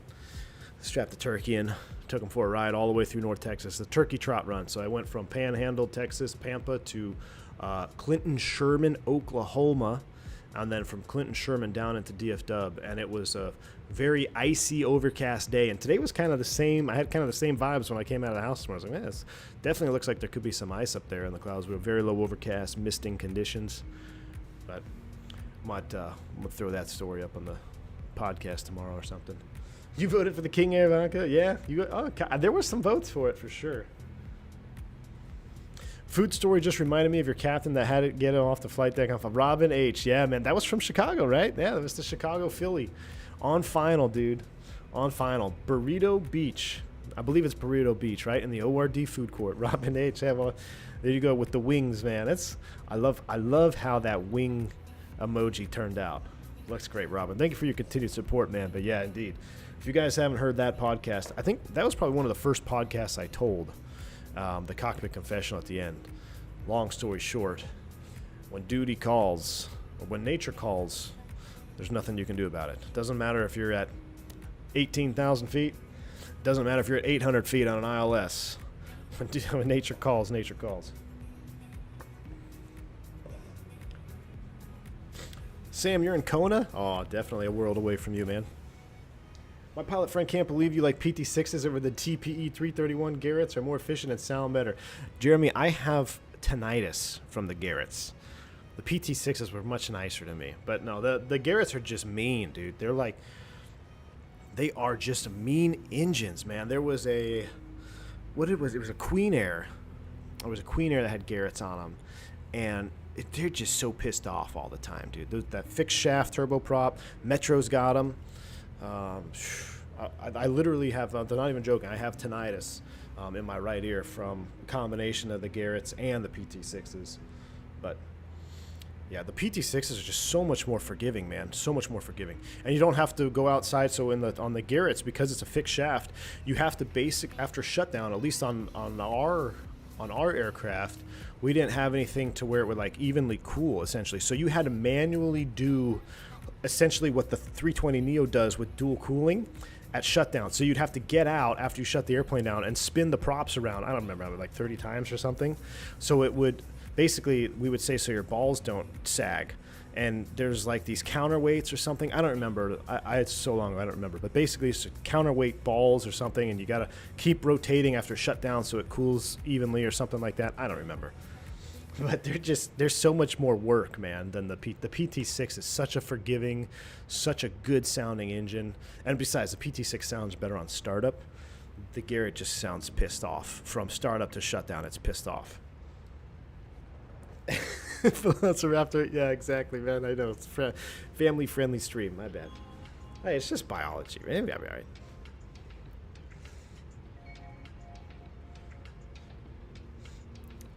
The Garretts are free turbine. No, the PT6s are free. The Garrett is a fixed shaft. The TPE 331 on the Metro. Let me double. I could be wrong. Let me just make sure that's the right engine. Do a quick Google. Yeah, that's on the Metro too, right?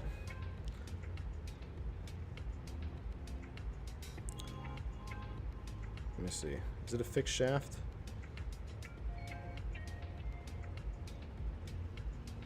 Fixed shaft emoji incoming. Oh my gosh. The TPE 331 is called a fixed shaft engine because the propeller is firmly connected to the main shaft on the rotor. That's the big difference. That's why, like, in layman's terms, basically the biggest difference between the Garrett, even though it's, I guess, technically upside down and backwards, the propeller shaft on the Garrett engine is physically connected into the core of the engine. So if you are to feather the prop on the ground with the engine running, you are causing extreme strain to that engine, because think of that is like the classic, hey, start driving your bike in the highest gear possible. Very hard to overcome that. Or like trying to drive up a hill from idle in fourth gear. Like, it's not, you need first gear for a reason. So feathering the prop, this is just one example, on the ground with a fixed shaft can cause substantial damage to the engine, especially if prolonged. Whereas the PT6, you have a what is it, the free floating turbine? So the actual propeller blade is not connected to the core of the engine. The only thing that spins the PT6 blades is the air that's coming through the hot section, spinning up its own, oh gosh, what's the technical term? The wheel thing with all the vents on, with all the little the things on it. Yeah, that's really technical. It spins up the wheel thing with the things on it. Essentially, it's fully disconnected. So if I feather a PT6 on the ground, the engine is going to run completely fine. There's no stress on the engine. It's completely disconnected. It doesn't feel the stress of the flat pitch propeller blades. That reminds me, what is the positive and negative angle of incidence? Oh, Jeremy, I got to pull out some old books, man. Honestly, I wouldn't even. I can't even remember right now. I know those terms. You're asking me to jump back in the memory bank. Positive and negative angle of incidence. I'm sure if someone tells me, I'll remember, but I've drawn a blank right now. Drawn a blank on that one. Got some great questions, man. That one I don't have at the front of the memory bank. Air clutch. Yeah. What have I walked into? Thick shafts and balls. GNR, what's going on, man? This is an educational stream, my friend. This is educational. Welcome aboard. On fixed-wing aircraft, the angle of incidence is the angle between the chord line of the wing where the wing is mounted to the fuselage. That sounds exactly right. Yeah, angle of incidence, that's more aerodynamic, right? So we're talking wing stuff. It's the angle between the chord line and the angle where the fuselage is. Okay. So it's basically you could almost say it's the default pitch of the wing mounted to the fuselage. Like, at what angle are we mounting the leading edge to the fuselage of the wing? Kind of like a fixed AOA almost, if you think about it. So the higher the angle of incidence, you would have a higher fixed AOA in a wrap-around weird way. I may not be making sense. Just consult your flight instructors. The thing that spins connected to the thing is how I described how a turbine shaft works to an engineering professor once, and they just stared at me. Steven, exactly, man. I remember, you just reminded me. So when I was doing my my check ride for the turboprop, so basically when you transitioned, you could do King Air, Beech 99, and then for the 1900 you had to do a different school. You had to actually get a type on it. But my check ride for the initial turboprop course, he asked me a question on the PT6. He's like, so where do you get all the power from? Like, where does all the power come from? And the answer was the accessory gearbox, because essentially the propeller spins, turns the shaft, and you use all that, and it goes through the accessory. It's all like geared down right to the accessory gearbox. That's what it's called, the accessory gearbox. So all the other stuff that's run off the engine comes off of the accessory gearbox. That's its name. I couldn't think of the name of the accessory gearbox, so I'm like drawing pictures on this piece of paper. Like, it's the square thingy on the side where all the other things are connected to it, and the thing has got like wheels that are downsized. And the guy was looking at me like, "What are you talking about?" But yeah, that just reminded me of that. I'll never forget that check ride. I almost failed that ground. That was one of my check rides. I've been very fortunate. I've never failed a check ride or a line check or anything.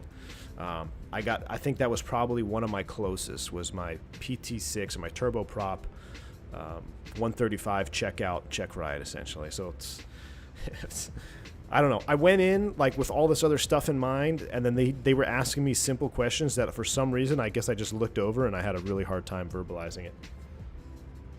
Garrett sound awful in beta because the air is getting beat up. Oh yeah.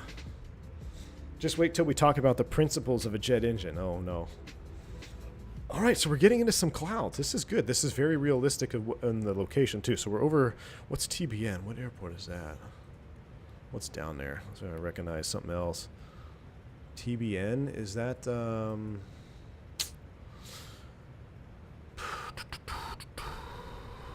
LBO? What about VORs?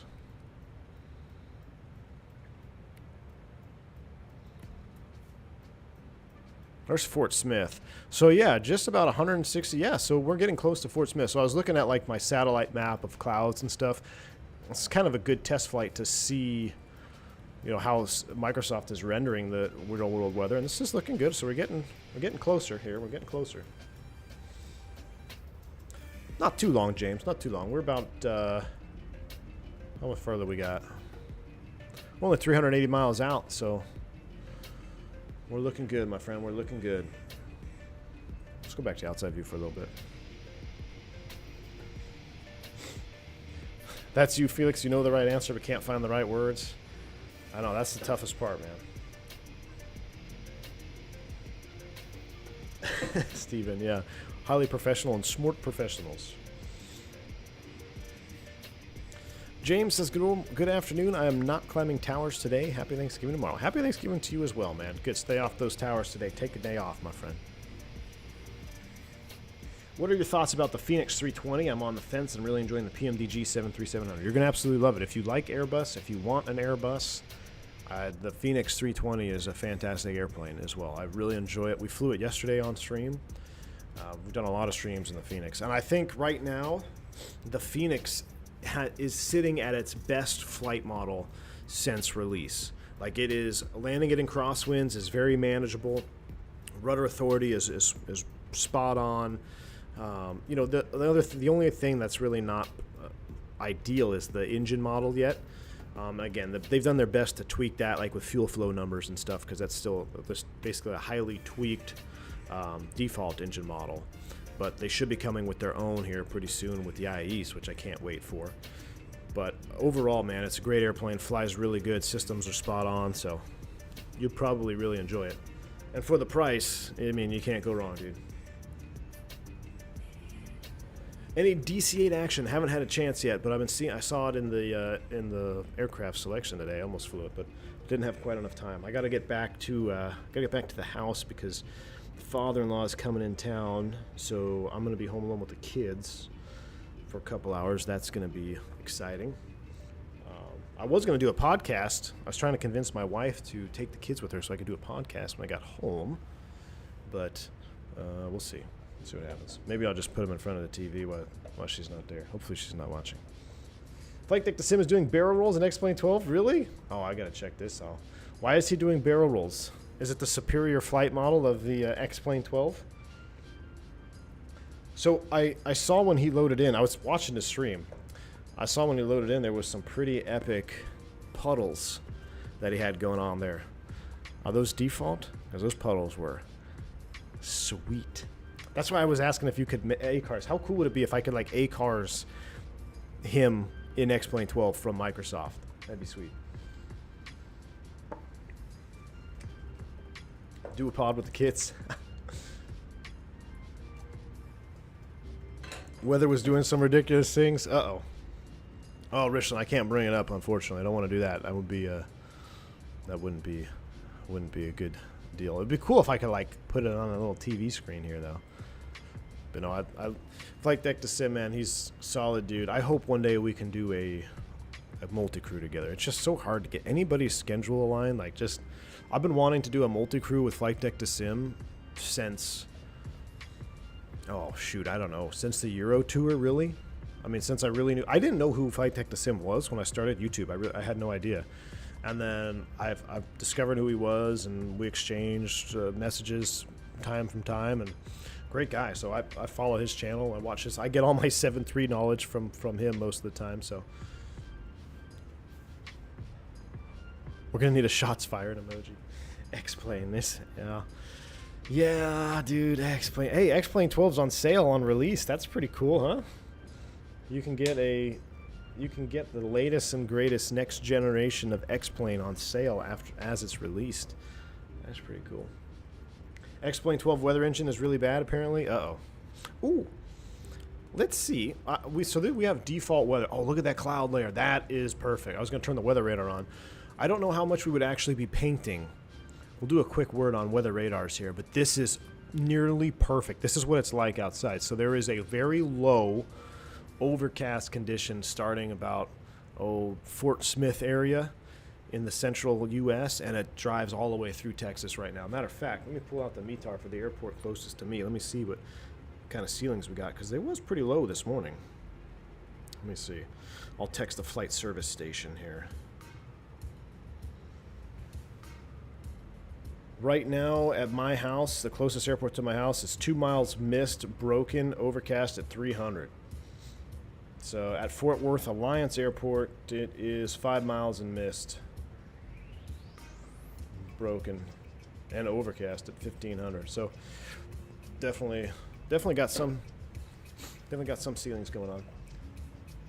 If I ended up needed to go to DFW for an airline job, I'd love to meet up. Jeremy, yes, I saw your email, man. That you sent me. That's very exciting, dude. Let me know what happens. I really hope that pans out for you.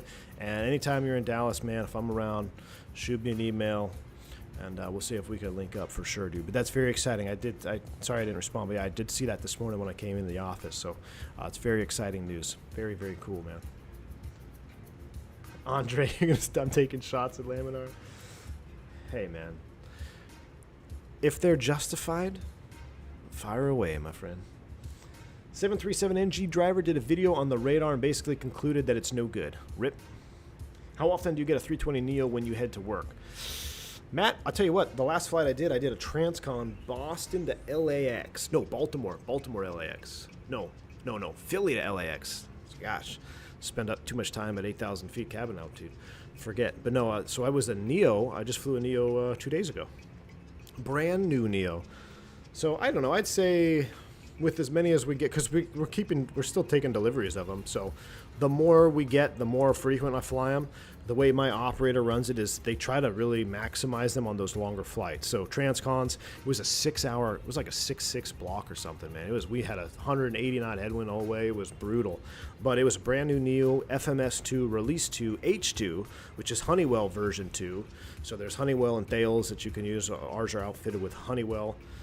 So it was the FMS2 H2 release 2, and I got to use it on the Angel 4 arrival into LAX, which I was pretty excited because that's the arrival where you're always high, you're always fast, you're always on the speed brakes.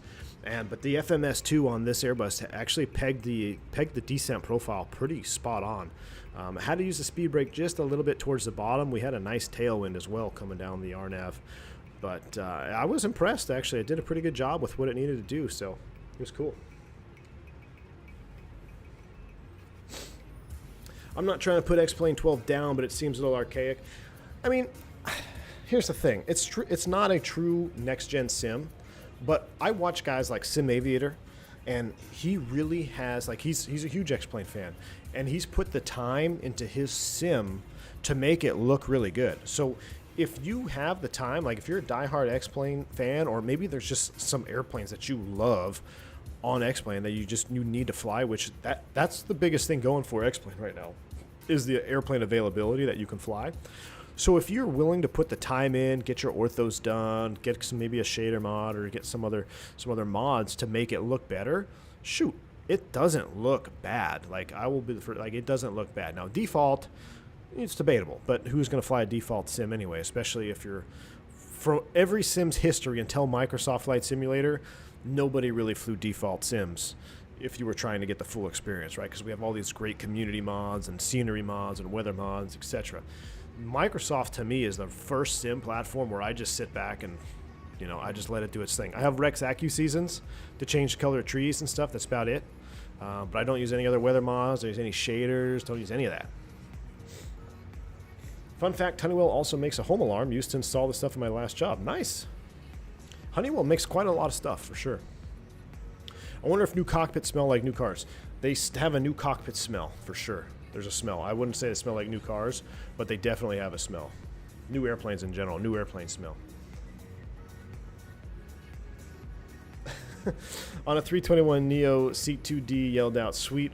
When I heard the autopilot disconnect, they hadn't had to explain myself. Yep, you can hear it, I think, up to like row 3 or 4. You can also hear the master warning, too, if you forget to put the gear down. So, not that I've ever done that. Not like you forget to put the gear down, but maybe you put the gear down, like you go flaps full without the gear down on a 321, it'll trigger the alarm.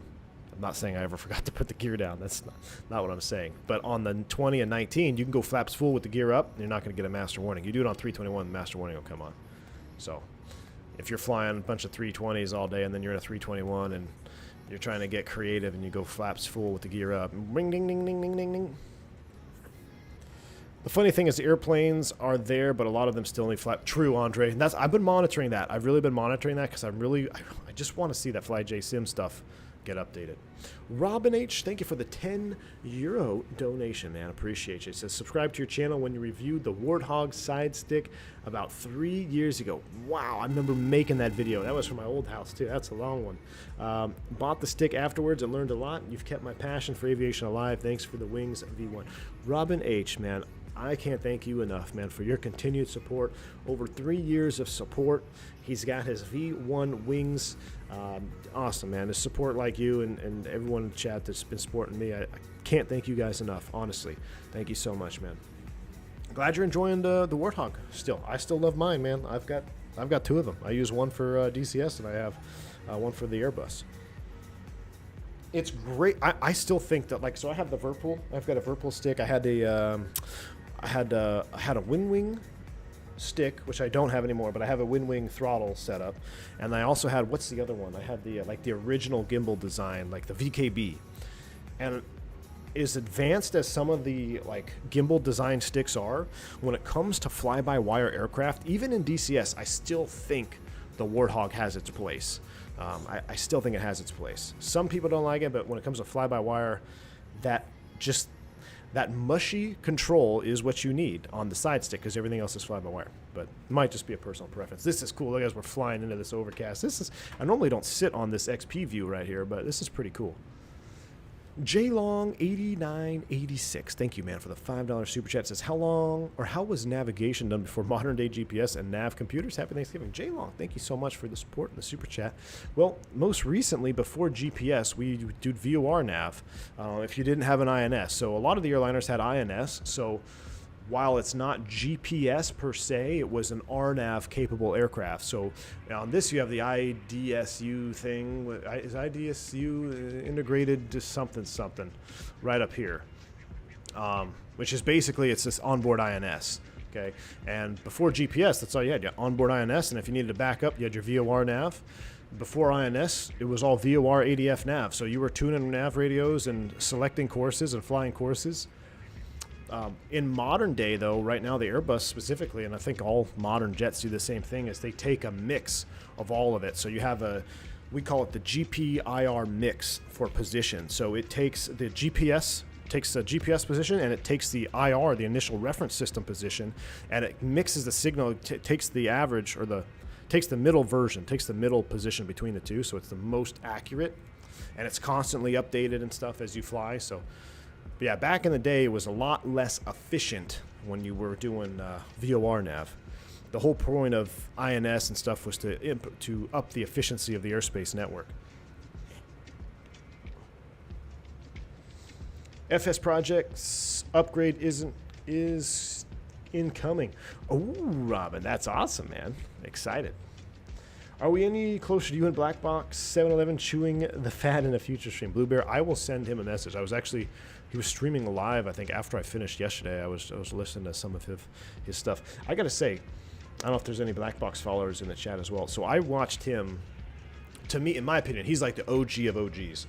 I was watching him in FSX on the FS Labs when it first came out.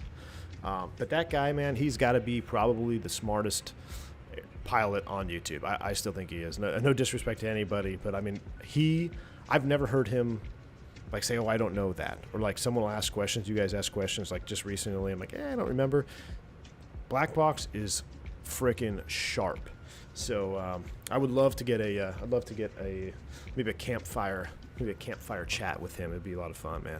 And he's got a lot of history in aviation. He's been flying planes before I have, and he's seen aviation change from early days and kind of a little bit of the pioneer phase and to what we have in modern day aviation. So it would really be good to get together at some point. No nav radars over the North Pole. That is true. So 3 IRs triangulate the position. Correct. Yeah. So Jeremy, that's you have the 3 IRs. They triangulate your position. And then you have your GPS signal, right? And then the computer will actually look at both of those signals. It will sum, and it will sum them, I believe, is the right mathematical phrase. It will sum them, and it will take the highest position of between them. We call it the GPIR mix signal. That's the highest level of accuracy. And that can be degraded. So you may not always have that, and it'll get degraded, and that's when you get a message in your McDoodle say nav accuracy downgrade. So you may not have high accuracy anymore. You may have low, or you may have none, and then you might be just on INS, which is still accurate, but depending on the airspace you're flying in, the phase of flight that you're in, it may be required to have a higher level of accuracy. JLong8986. Thank you, man, for joining the channel and becoming a commercial pilot. Appreciate you.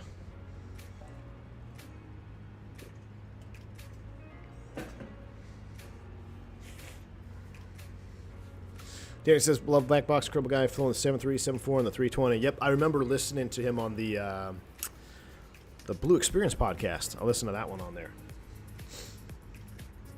Learned difference between DA and MDA from him. Yep, I remember he did a video on the FS Labs that was like dual engine failure. This was like, I have to look up. I mean, it had to be 10 years ago, close to it.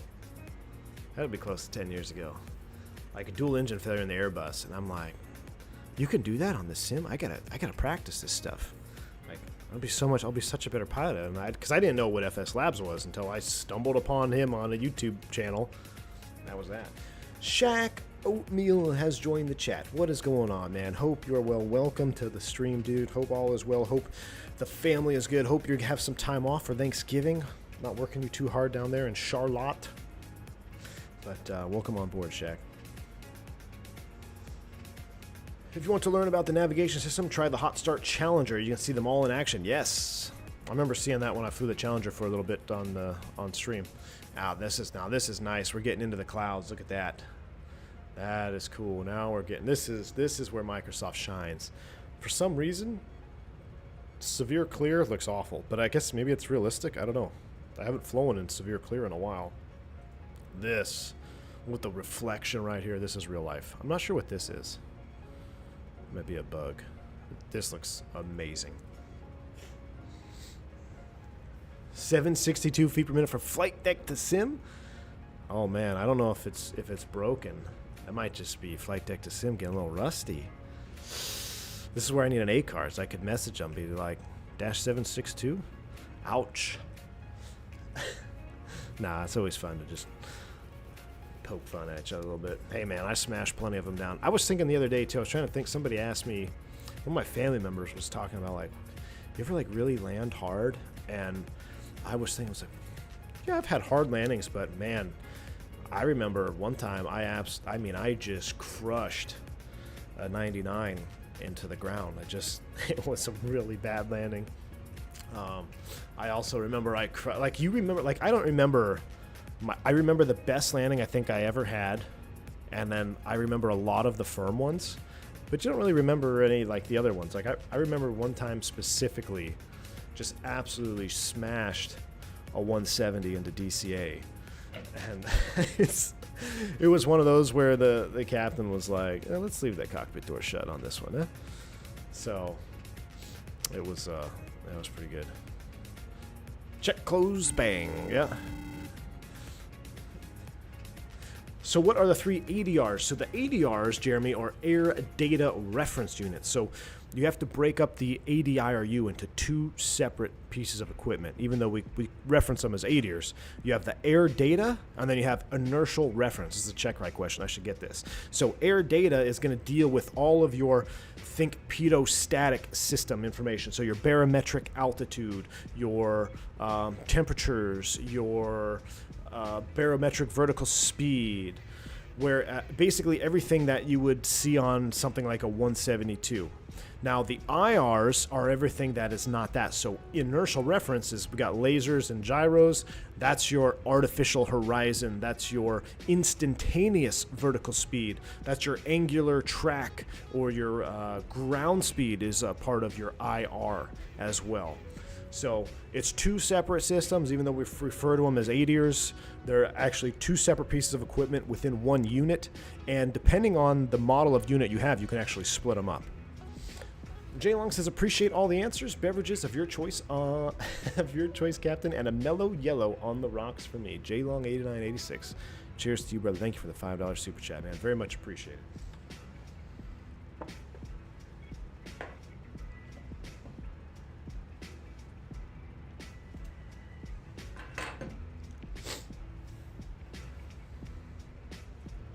Navy landing, let's leave the door closed for a while. Yeah, it happens, dude. How to download the beta with the 310? I think you have to do that. It depends on if you're a Steam or not.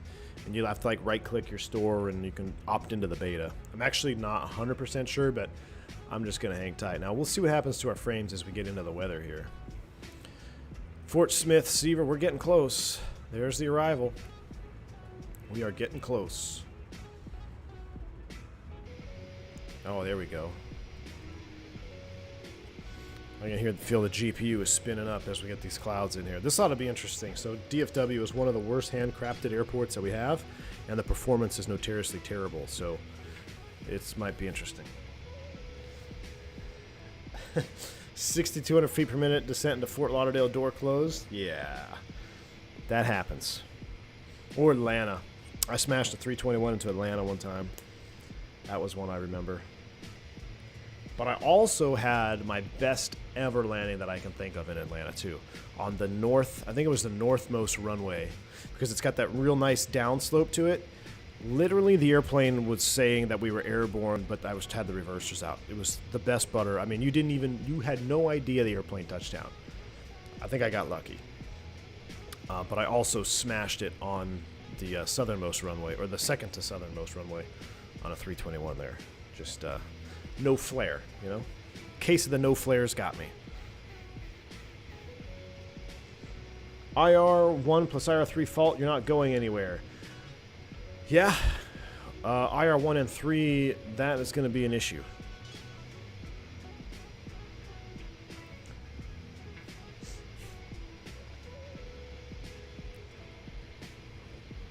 To smash up Derby.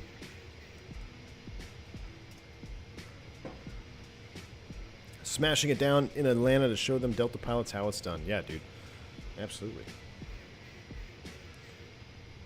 All right. Let's hop back in here for a minute. We are 228. So let's start doing just a couple little performance things here. We're going to go to the flight plan page. I'm going to come down. So funny story about this. So it says, please, Chumley, just switch them. So the story behind that, I was sitting next to an air traffic controller who was on my flight.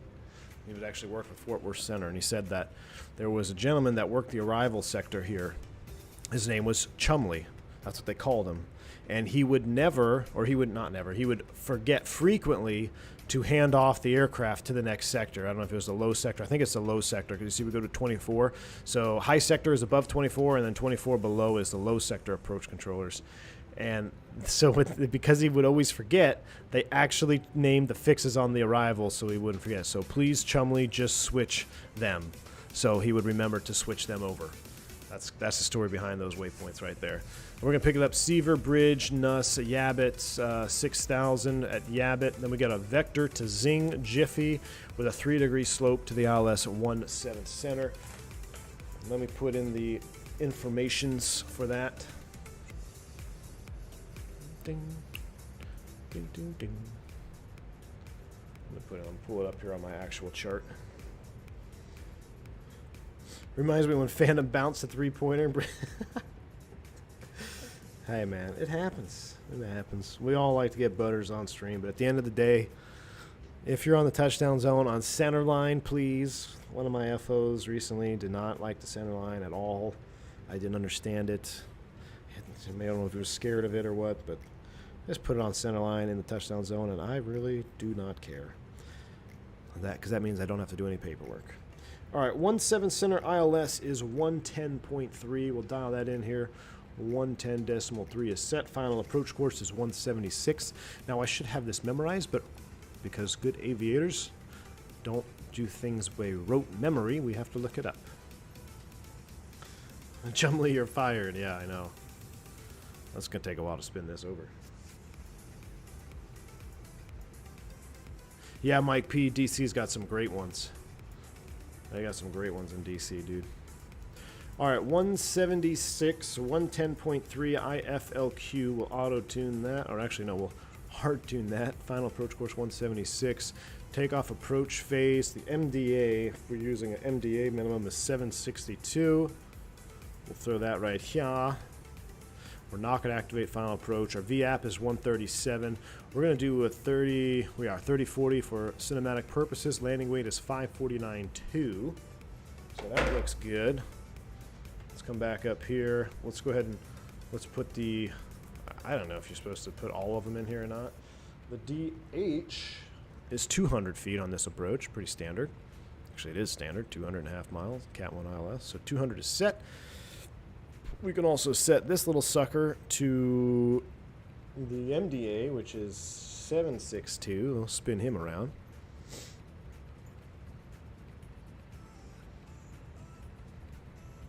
So that's 750, 762 right about there. That looks close enough. And we've got our approach checklist ready to go when we need it. Let's run some landing calculations. Oh, we don't do landing calculations, do we? On this? This is just, This is just a takeoff. Right? Yeah. Okay. So we're good. Wait page. We're looking good. We'll go back to the checklist page. Right here. We're turning. Oh, there we go. There's a commercial for you. I was a flight attendant on a 145. We had an FO straight out of training, and she smashed us so hard, no hair, I thought she broke the gear. She ended up redeeming next leg with the butter, but man, it was hard. I believe it, Gavin. I believe it. It happens to all of us, man. There's no getting around it. I don't care how good of a pilot you are, at some point you will smash one.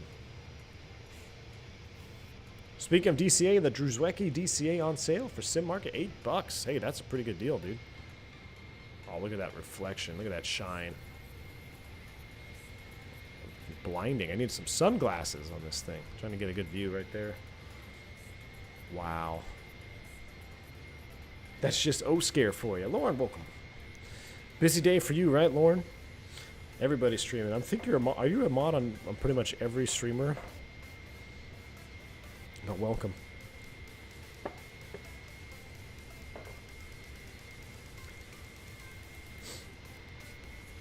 Ding, ding, ding, ding, ding.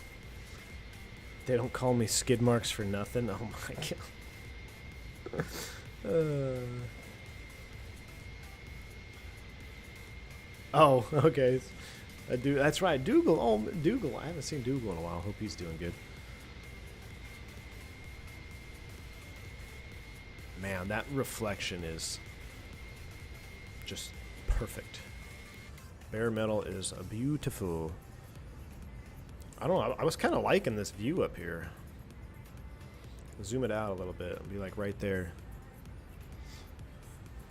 Have you seen the Sky Sim? Jeremy, I have, and I was going to pick it up and try it for you guys, but then I heard it was really not worth it. $60, right? It's not a cheap add-on, so I'm going to wait until someone else has something good to say about it. I haven't. Here's the thing. If it was an awesome simulation, I think we would have heard about it by now. And the fact that they just kind of released it under the radar with like no press and no nothing, and like they're modded, what is it? They're something about the landing lights. It's like that's one of their key features is movable landing lights or something. Like really? Yeah.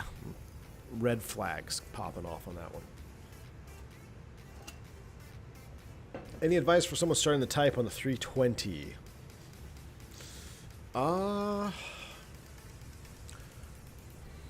Honestly, man, get the flight control laws down. Understand your protections. Like that's the meat and potatoes. The rest of it's just an airplane. Get the flight control protections down. Your stabilities. Get that information down, pat. Because once you understand that and how you're protected, how you're not protected in scenarios, you've got the meat and potatoes down. Then the rest is just an airplane. Just planes featuring the circle of thrust.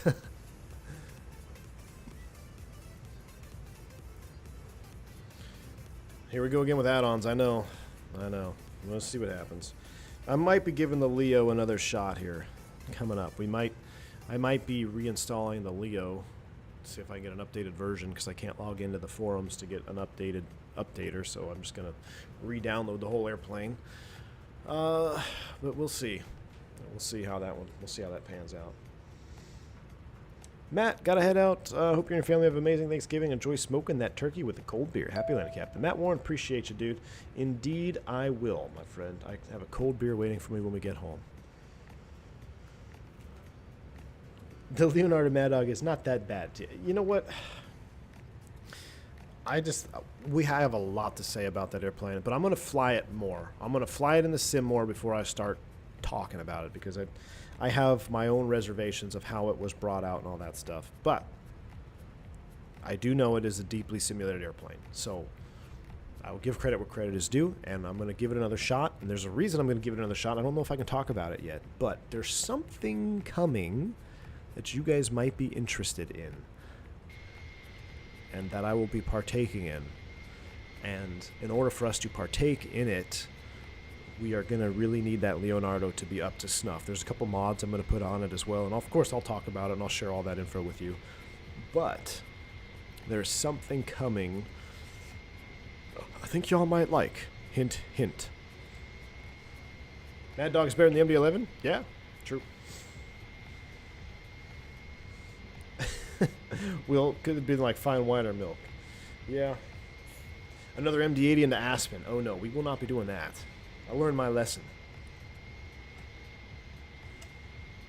Steven, is there multiple sound mods, or is it the FT Sim one that you recommend? Because that's one thing I gotta definitely look up, the sound mod. It being the most expensive third-party add-on for Microsoft certainly didn't help. I couldn't agree more, Chaos. And they threw it out like what, right before the Phoenix, or was it right before the 146? Maybe it was before the 146. I feel like there was another airplane that was gonna release, and then it just like came out under the radar. Have I flown anything vintage? You talking about in the sim? No, I haven't flown any of the DC-3 stuff yet. If you want to call a Beach 99 vintage, a Satabria vintage, but nothing like super cool vintage. Like, no, I never flew a real DC-3 or DC-8, anything like that, DC-9. Not in real world. Not that old, shoot. If I recall, the 146 and Dog came out sim. That might have been it, Will. I think it was that. From those who brought you V-Spirit and the Piedmont Virtual Historical Group. Lauren, V2500. Indeed. I mean, I don't know what I'm allowed to say or what I'm not allowed to say, but I'm actually extremely excited. Piedmonter sent me a message like, that is pretty sweet.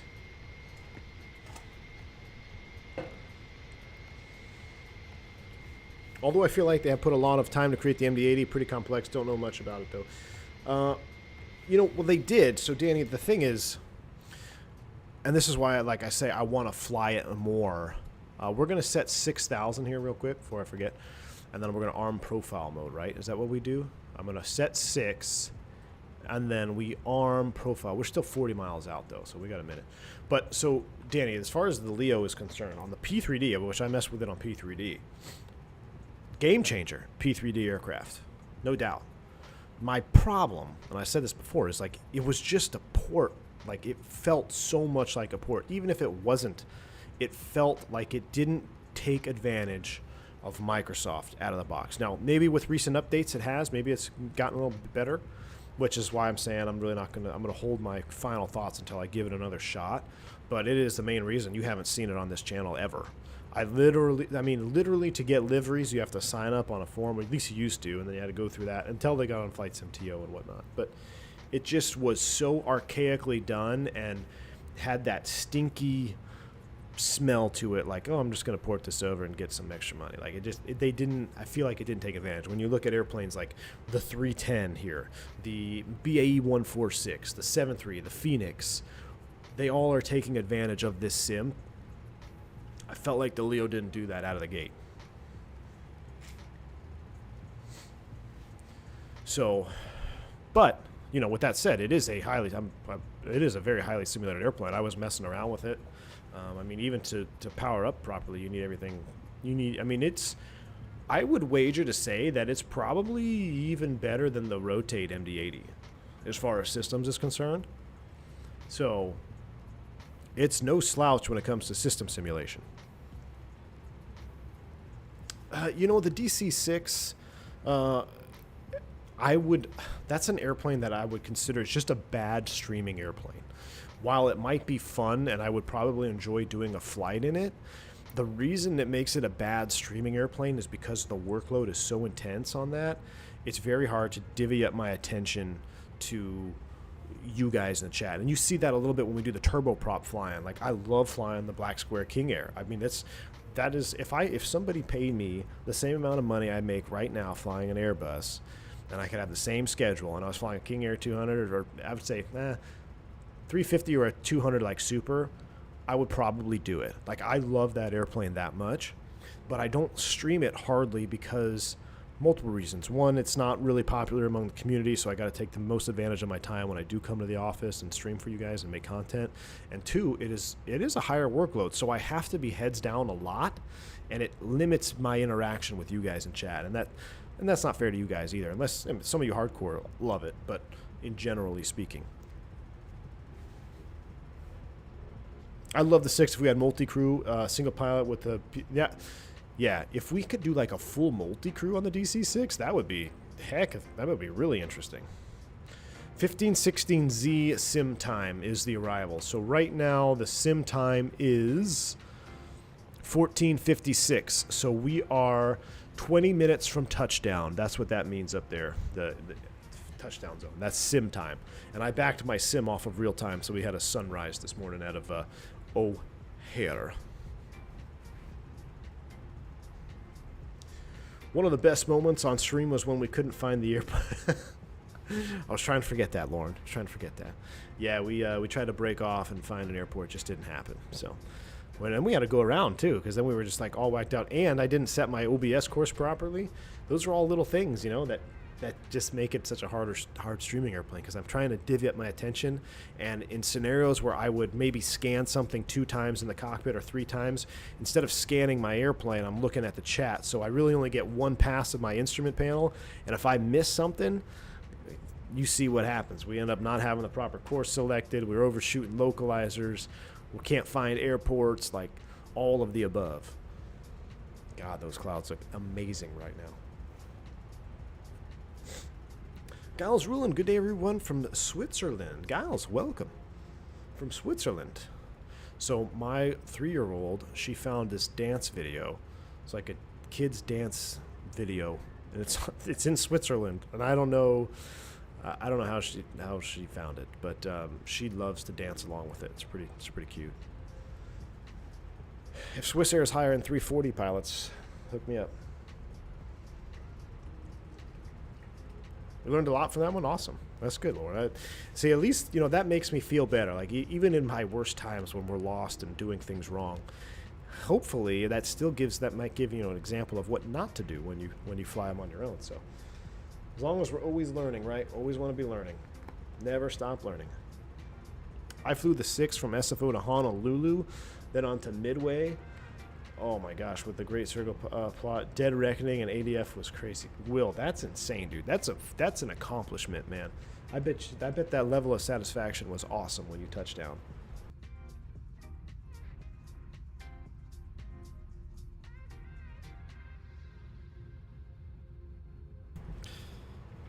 Hopefully I didn't just blow my nose on the microphone. If I did, sorry. That's true, Lauren. They only have the Dash 300. True. I don't want to be flying those hair dryers. That's true. All right, I feel like we got to start down. We are... Oh, look at that. Right on time. That's a... look at that. 10 miles prior. That's probably like a 1,200-hour pilot move right there. I just could tell. I just had a vibe from the wing view that we're getting close to start down. That's about 1,200-hour pilot move right there. So I'm going to hit profile, right? Let's hit profile. Retard, profile, descent. We go. Now, I think I started a little bit early. Am I supposed to wait to do that? I don't know if I was supposed to wait to do that or not. Did I just screw this up? We're profile speed, profile descent. I feel like it's just going to dive down now. Let me set 24, because if I mess that up, we'll level at 24 at the very least. 24 set. Yeah, see, my vertical deviation is running away from me here. Dang it. I screwed that up again. I think I was supposed to maybe... I don't know what I did. I am good? All right. Well, we'll let it do its thing then. We'll go ahead and get the seatbelt sign on here as we get ready to head on down.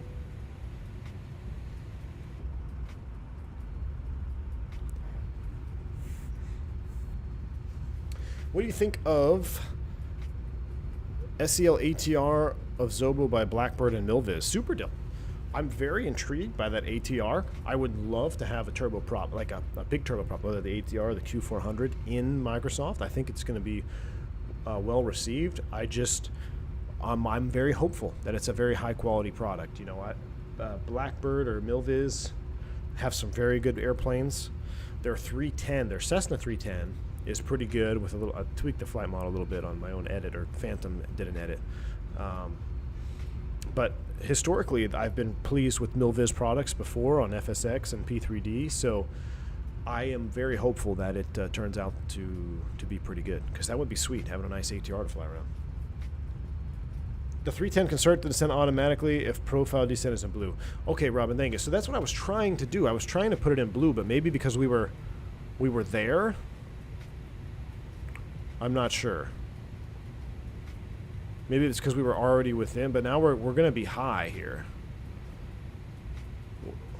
Oh no, we got to be below 30. I don't know. We'll see what happens. We're 10 miles, 4,000 feet to lose. We're a little bit behind.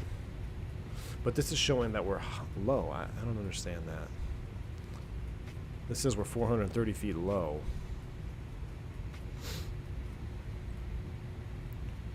Look at that, 93 knot wind. Okay, here it comes. Here it comes. Maybe there it is. There we go. We're on it. We're on it. The controller not going to pick us up. Let's see. Fort Worth Center is on 3117. I'll prime him up, but he hasn't DM'd us yet. DM'd us. Yeah, he hasn't sent us a message yet. 3117. Or no, 3517. We'll get him primed up in case he does send us a message. 3517 is set in the standby. I am on VATSIM, indeed, Roscoe. I'm on 22.8 though. Right now. Now we're on the path. Oh yeah, we're cooking with gas now. Here we go. We are on the vertical path. Oh, I need to set the bottom then. That could have been a mistake. So I got 6 set. We're on the path. We'll monitor it. We'll see how we do. V1 waiting for Fort Worth Center to slide into his DMs, exactly. If I recall, it's more of a push-pull altitude knob correctly in the sim. Can't remember if that's correct. Yeah, Robin, I might have messed it up. I think I should have pushed it, maybe, instead of hit profile to start down early. Yeah, Chaos, it was almost a 250. I almost had a 250-hour move there.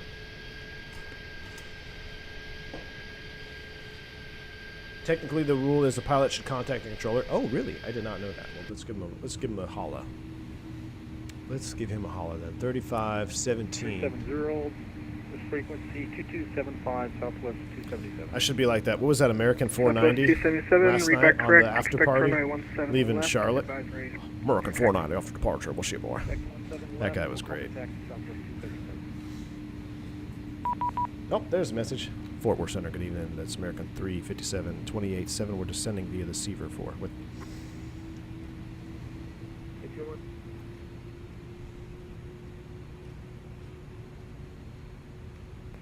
last aircraft calling Fort Worth Center. I did not hear that. Should put it on TR.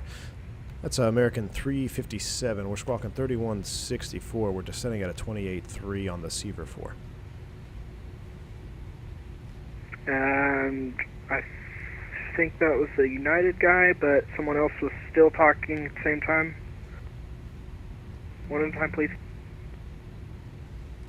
Was I blocking somebody? Oops. I think that was United 343. Now no one's calling up. I hate it when I do that. Fort Worth Center, hello, American 1463, flight level 340. I know, I tried to be cool there, Steven. I gotta get my American accent 1463, Fort Worth Center, roger.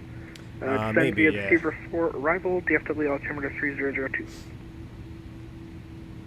Descend via the Seaver 4, altimeter 3002, American 1463. At Fort Worth Center, good afternoon. American 357, 26-3, descending via the Seaver 4.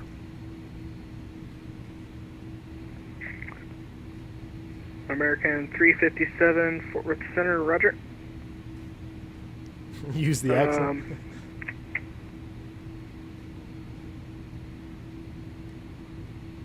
I'm on the right center, right? American 357, squawk 2206.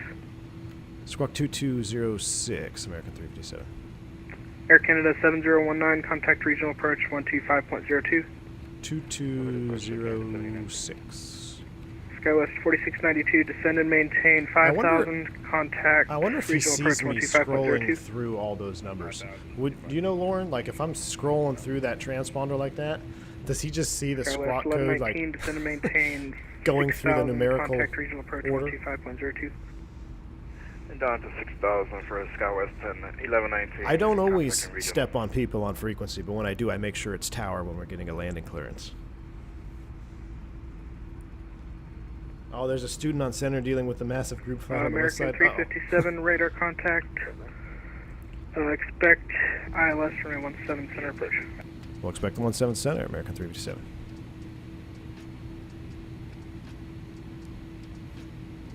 Oh, okay. Oh, that's cool. So you only get it every few seconds. I kind of wondered that too.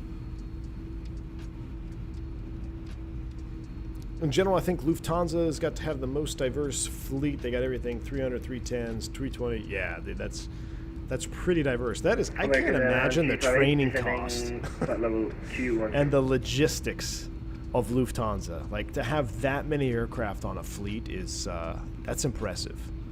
Like that's the amount of sim centers, American and 358, roger. different training programs you need, and all the training pilots you need. Crazy, man, crazy. Approach is on. All right, we'll check on with our American accent on approach. We'll lay it on thick for him. We'll go full handlebar MD-80 vibes, dipping in a coffee cup. Is DLH government owned? DLH or DHL? United 343, you're unreadable. Or you mean? Break Sky, Sun Country I'm not sure, 3048. Shaq. I'm not sure. Actually, stand by. Do you think JetBlue will cancel Spirit 319 neo orders? Yes, I do, Flame. I do indeed. Lufthansa is also the most American expensive 1010, airline in Europe. contact Oh, really? Memphis Center, As far as like 133.6. from a passenger standpoint, getting tickets on and stuff. I believe it. Fort Worth Center. I have a 660. really nice, I think it's a 1 to 150 model Spirit of a wing 747 stand by. 400 Sun Country Lufthansa. 3048, Really contact nicely Memphis done Center, one. 133.65. Have a good one. 3365 At home. Country 3046. DLH, oh, DLH is Lufthansa. I gotcha. That's their 3-letter ICAO. I gotcha. Forward Center, good evening, American. I'm just American 1460, pilot. I don't know what them 530. DLH identifiers. Lufthansa is partially state-owned. Interesting. All right, let's see what the American ATIS is. 1463, Forward Center, roger. We are Send via Seaver 4 arrival. information Number 3002. Bravo, landing south, 3002 in the box. 3002 is set once and twice and 3 times. Seatbelt sign is on. We're slowing down. We're looking good. 17.8. We're doing 290 indicated. We got to be 270 at Seaver. Need a little bit of spoid brake action here in a minute. We'll see. America. I guess we can get rid of the tunes. Huh? I forgot they were still playing in the background. Thank you. Paradise Wave. Paradiso. Silence you a little bit. Let's bump up the sim just a little bit. Maybe right about there. Get in the zone. Auto zone. Look at those clouds. Look at those clouds. X-Plane 12. What? Sorry. No shots fired. X-Plane is a great platform. It's awesome. But look at those clouds. Have I flown the 7.8 Dreamliner? I have not. But, Owen, I did jump seat in a 787 on Saturday, which was pretty cool. I had never sat jump seat in a 787 until Saturday. American 357, contact regional approach 125.02. Have a good one. 2502, have a good one, American 357. 125.02. And is anybody else on? No, just right. Now we've got information to Bravo. Regional approach, American 357, 15-2, descend via Seaver forward Bravo. American 357 regional approach parking west or east. Let's see, where are we parking? That's a great question. Company hasn't got back to us yet. I'm going to wager west side. American 357, roger. DSW altimeter 3002. Expect the ILS runway 18 right. We'll expect the ILS 1 right, American 37. Shoot, I should have said east side.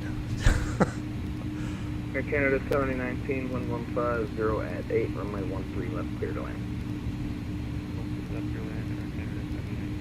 The question is, how does one change the old arrival here?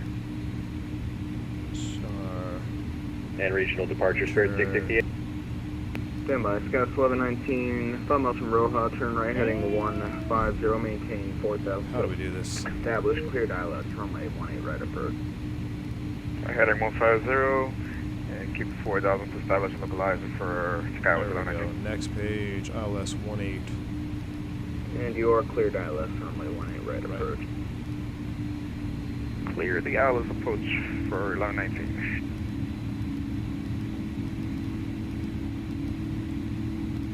Alright, we gotta make sure we don't go off sequence here. If I insert that, we are just about to go to... What is that fix? Yes, Fairwing's calling it DFW. We're What just was about to your go to request? NUS. We're gonna insert And that. Fairway 358, we're Oh, trying to pick up no. ADC to Austin. It did it. It did it. It did it. Fairwing 668, departure standby. We got a Bueller, Houston.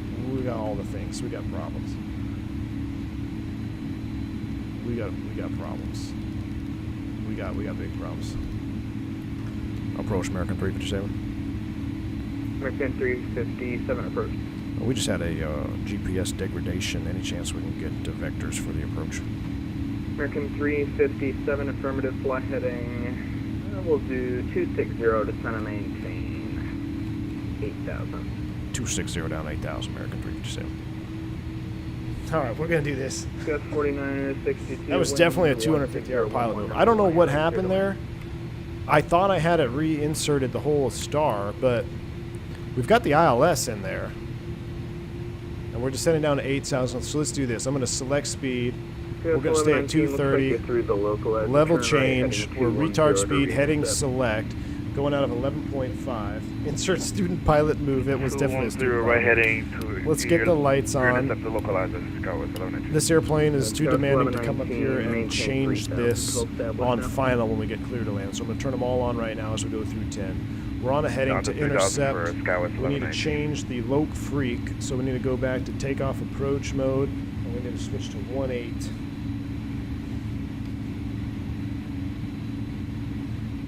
It's a real pilot move to ask for vectors if you mess up your FMC. Thank you. Thank you, Lauren, exactly. That's what I was going for. Now, did I say 1.8 right or 1.8 left? I think you said 1.8 right, right? So 1.8 Regional right. approach hello, United 1104. Yes, 111.9. Stand Echo So 10, 111.9. 111 regional departure, standby 1 moment. Air Canada 7019, Bravo. 111.9, final approach course 176, 807 and 200 in the barrow. So 807. Air Canada 7019, roger. Alpha. 807 is set, 200 in the barrow is still good. We're looking good. We're at a 10,000, lights are on, seatbelts are on. We're at 230 knots, level changing to 8,000. How you doing? You're positioning yourself at Founders Plaza. Awesome, man. Real fake pilot. That one was signed, stamped, and sealed. It sure was. I don't know what happened there. It dumped the whole arrival, which I guess maybe I should have just done it in the secondary, but if I had my secondary copied, it wouldn't have been a big deal at all. All right, flight plan, flight recorder is coming up, so we get this ready for replay.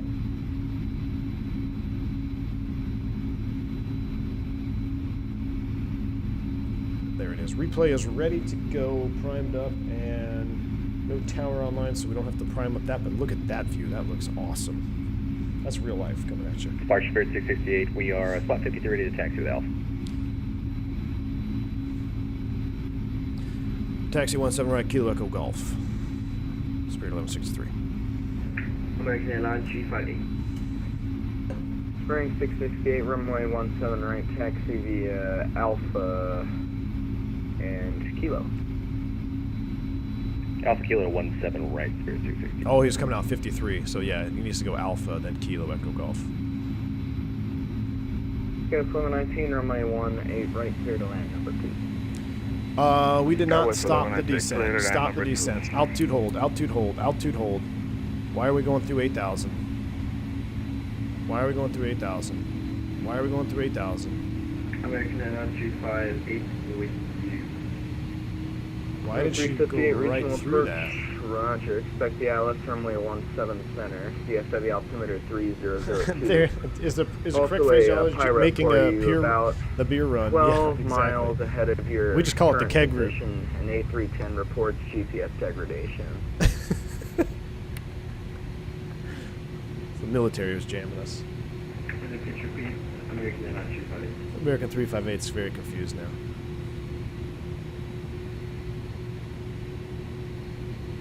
All right, we're 200 feet low. Hopefully his radar's not good enough to see that. I'm sure it is. We're 8,000 feet, 230 selected. Regional approach, American 209 with pushing start to Charlie 6. Am I the only one that's always having a hard time to choose where you want to fly? Which route? I know it is, Danny. I have that hard. I have a hard time as well, especially with this sim because you can go anywhere in the world. That would give us not be the center, and we are now. Must have been the Russians or Chinese. Yeah. Well, it's actually not that unrealistic because this happened a month ago here in DFW. There was a massive military exercise, and they were jamming signals, and everybody was. There was NOTAMs. We all knew about it, but yeah, you would come down and you would lose GPS primary. GPS primary loss pops up in the McDo. 357 heavy descent and maintain 5,000. Descent and maintain 5,000. American 357. In American 358, you can expect the ILS from. All right, 5,000 set, level change. Altitude is blue, so theoretically we should stop. Let's go ahead and get some more speed brake out there. And we're below 240. Can I go slats 15? I sure Regional can. approach United 1104. I know you're busy. Can we just get a PDC to Denver? No. At 1104, standby. I have a habit of only flying in the Americas. I've flown in Portugal, but I rarely do. Yeah, I know, Owen, same here. I need to branch out a little bit in Microsoft, but I like it when we do our tours. So I feel like if we're not on tour at the V1 channel here, we kind of stay locally, you know. But yeah, our next tour should be pretty fun. Because then when we go on tour, we spend several months in certain parts of the world, like South America. That was like, I don't know, several months, right? 2 months at least. We were flying around. We did Asia. I really wish I did Asia, the Asia Pacific tour better because I wasn't in Microsoft and I should have done more of it in Microsoft. And I didn't have, there was not a lot of good scenery in X-Plane 11 when we did it. And Tesla aircraft on the ground at DFW. Contact DFW Tower 126.55. 2655 will be coming up, so we'll prime that. I need a radio stack. Definitely need to get a radio stack. 2655. Yeah, you can go and call Tower 2655. 2655 American 209. Alright, see you later. 2657. We need engine 5 miles from Bossy. Turn left heading 210. Maintain 5,000 until established. Cleared ILS. Actually, disregard. Descend and maintain 4,000. And I'll have a new vector for you here. Alright, present heading, descend and maintain 4,000, American 357. Alright, 4,000 is set. We're present heading. I'm coming back to... Alright, that makes sense. American 357 heavy, 5 miles from Ickle, turn left heading 210, maintain 4,000 until established. Cleared ILS, runway 18 right approach. 210 on the heading, 4 till established, cleared ILS, 18 right approach, American 357. Alright, 210, 4,000, 220 on the speed. I'm actually going to work this all the way back to 180 because I don't trust myself. 0571. And we are cleared approach.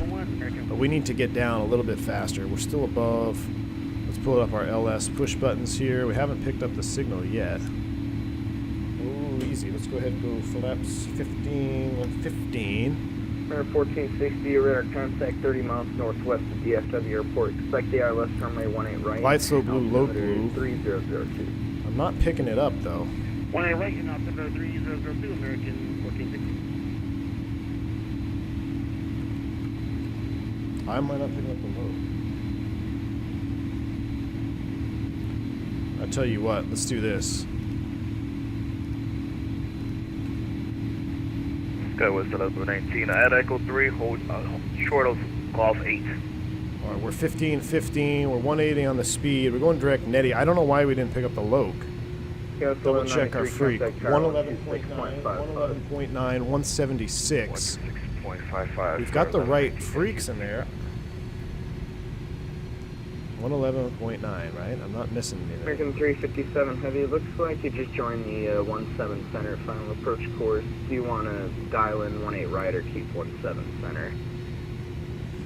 Nope, we just now picked up the loc for 18 right, so we can join that on that heading again, that 210 heading. American 357 Roger, turn right heading 210 to intercept. 210 intercept, American 357. American 1460, turn right heading to 110 to send and maintain 5,000. That's weird, because Nettie is on the 18 right. Nettie is on the 18 right, so this is getting spicy. I'm sure Lauren's pulling her hair out watching me fumble this up here. We're 19 miles out. I've got loc now.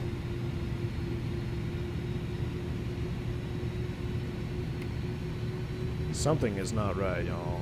Let's do this. Alright, there's loc star. Still no glide slope. Nettie is at 2400. So we're doing this old school way. We're 18.4 out. At 18.4, we can descend down to 3000. So we're within that. So let's go ahead and set 3. Let's start down. We're just going to level change it down here, because I don't have a glide slope indication. So we're basically flying a localizer approach right now. We're coming down to 3000 now. 3000 American set. 357, maintain 180 knots or greater till a 10-mile final. Contact DFW tower 126.55. See you later. 18 or better to 5 out over to tower 2655. Thanks for ATC, American 357. Alright, 18 or better to 10 miles. Alright, there's my glide slope. So now we're looking good now. Yeah, I don't know what happened there, but we're good. We've remedied it. We've remedied it. 68 DFW tower 1150 at 11. RNAV to tracks runway 17 right, clear for takeoff. RNAV T-Rex 17 right. There's that for Spirit 668. Spirit 668 RNAV DFW tower RNAV to tracks runway 17 right, clear for takeoff. RNAV tracks 17 right, clear for takeoff. Spirit 668. Alright, so we've caught an imaginary glide slope apparently. This is interesting. We'll check in. Tower good afternoon, American 357 Heavy. We're on a 14-mile final ILS 1 right. American 357 Heavy DFW tower 1150 at 11 runway 18 right, clear to land. 18 right, clear to land, American 357 Heavy. Alright, we're clear to land 18 right. We're going to monitor this. Nettie, we want to be at 2400, so that would be let's just say 1,000 feet, 3 miles from Nettie. We need to be starting down, so we're 5 out. Let's see what happens. I'm going to set 24 in case I... Ooh. No, I didn't mean to do that. Son of a gun. There we go. Loc star. Here comes the glide slope. We're vertical speed 0. That's fine. Here comes the slope. Now we're catching up to it. So I was gonna prime up 2400, but that's fine. We got the glide slope armed now, and I can see it. If we have to go missed on this approach, it's actually 3000. So we'll set 3000 in the missed approach window. 3000 is set. Glide slope star. Now fly the glide slope, baby. Here she comes. Engine anti-ice is on. Everything else is looking good. And we need to start slowing up to VAP at 136. We're inside of 10 miles right now, just about. So I'm going to just bug 136. 136 is bugged. 10-mile final is right about now, and then we'll drop the gear here. Gear's coming down. Speed brake arm. Bearing 668, contact reachable departure, so on. Or departure, good day, Spirit 66. Or flaps. 20, what is it, 2030? 2040? There we go. Let's go ahead and start the recording. Now recording is on and flaps full. American 209, 1150 at 11, RNAV to tracks, runway 17 right, clear for takeoff. Look at that wing flex. Freaking love it, man. Oh, I absolutely love it. Lake Grapevine right here off the nose. A lot of good bass fishing in this lake right here. So there's a little cove what is it, Twin Coves right over here on the FO side, where I do all my spotting for fishing tournaments. Twin Coves, I think, is over here. Lake Grapevine. Put in at the marina. Love it, man. Love it. Love the trees right now. This is what Texas looks like, pretty much. Not quite that hard on the brown yet, but pretty close. Pretty close. All right, we're flying.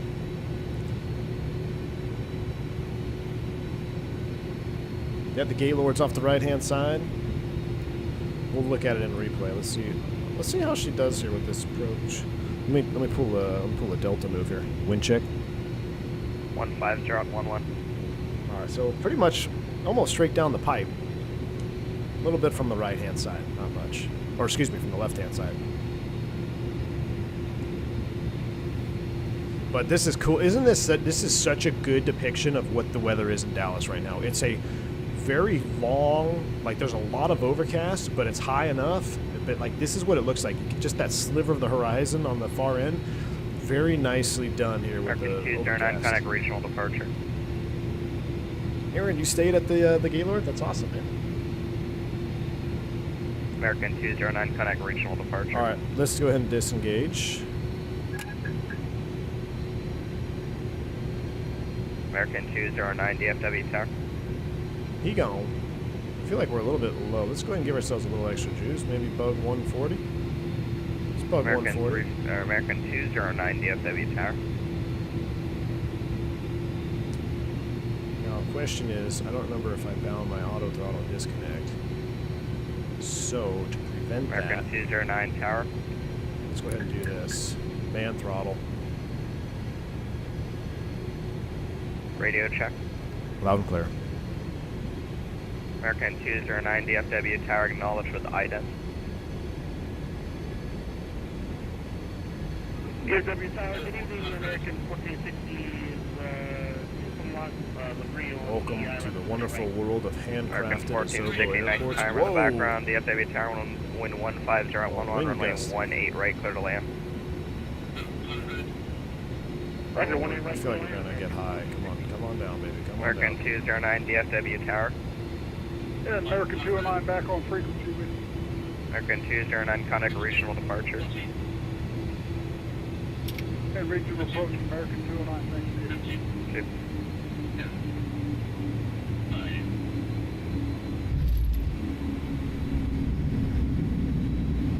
Spoilers. Reverse green. Manual brakes. Not terrible. A little bit floaty. Airport is pretty rough on the frames for sure. Rank 668 DFW tower contact regional departure 125.02. Man, let's go ahead and come out of reverse. We'll stow it 70 knots. Take the next left. What even is a touchdown zone? Oh, come on. It wasn't that long, dude. I'm coming down here to the Delta gates, man. We got to go to the international terminal here. This was all planned. This was all part of the plan, my friend. This airport is terrible. 357 heavy, left on the high speed, hold short runway 18 left. Which complex are you parking at? Left turn, short of 18 left. We're going to D gates, American 37. So we're going to clear 18 right, and we'll hold short of 18 left. I'll stop the recording here. Floatosaurus. American 357 heavy.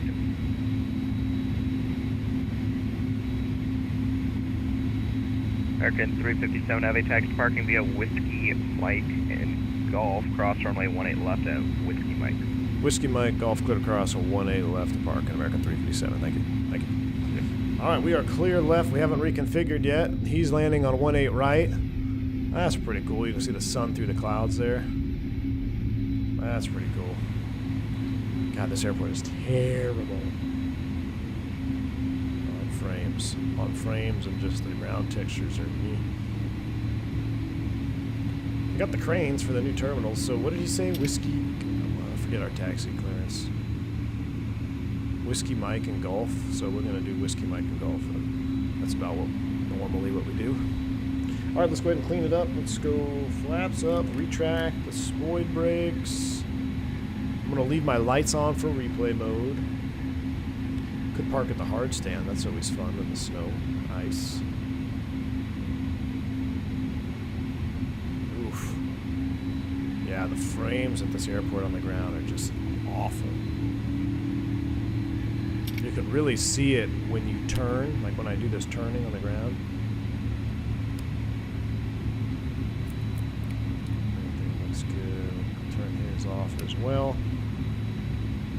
We'll go park at the customs. Closer to customs. Actually, no, there's a Starbucks over here. We're gonna go close to Starbucks. I think if we park here.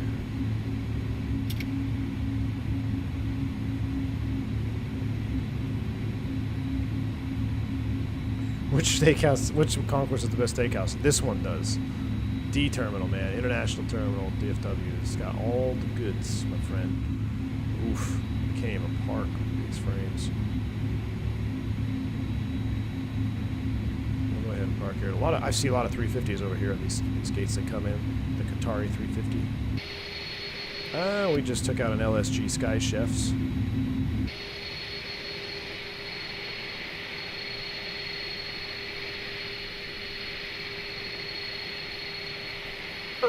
Oh, just short. Just short. Brakes are set. Replay cam is on. Let's see how we did. Let's re-extend the flaps. And then we're going to take a look at this replay. We'll disconnect from VATS in. We don't need sail just yet. I'm not ready to say goodbye just yet. He just needed some help turning in the filet mignon catering into hamburger. Replay it goes. We disconnected from VATSIM. Cockpit will go crazy for a minute. So this is Louisville Lake over here. I drive home on 35E, which is, I don't think you can really see it from this side. Second leg, nah, man, I wish. I gotta go home. I gotta get home and hang out with the kids because the wife's gonna go pick up the father-in-law coming into town. So I gotta be home by like 3:30-ish, which is gonna be tight. So the wife's probably already watching the stream. Like, where are you? Hope to get a better PC for Microsoft on Black Friday, but in the meantime, I'm practicing with the 319. Your Phoenix Stream VODs are very helpful. Joe Plains, awesome to hear it, man.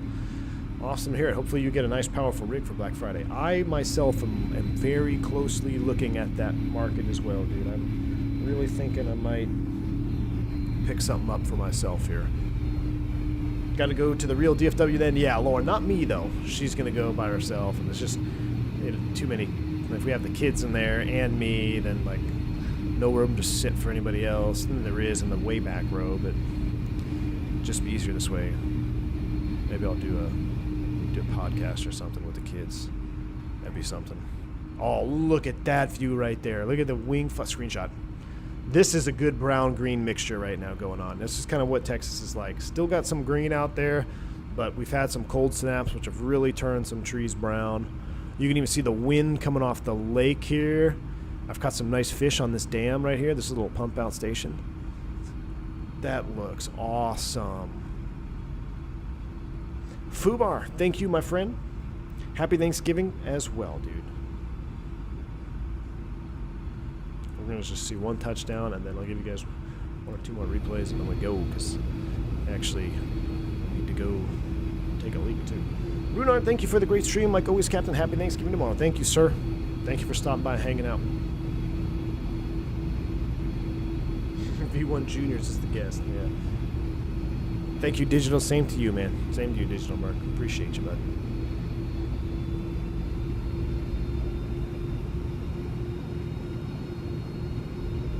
RTX 4090 might be in my future. Call it the Q8 rig.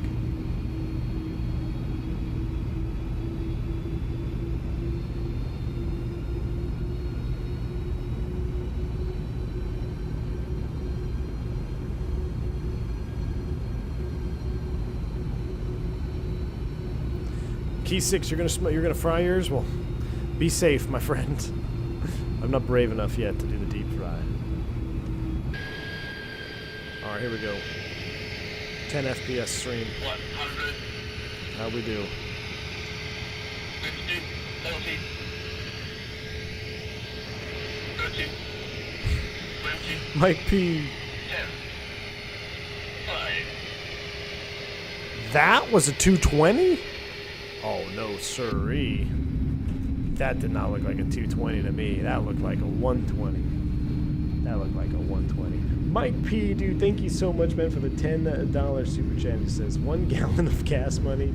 Thanks for coming in for us. Mike P, I appreciate you, man. Thank you so much, sir. Appreciate your support.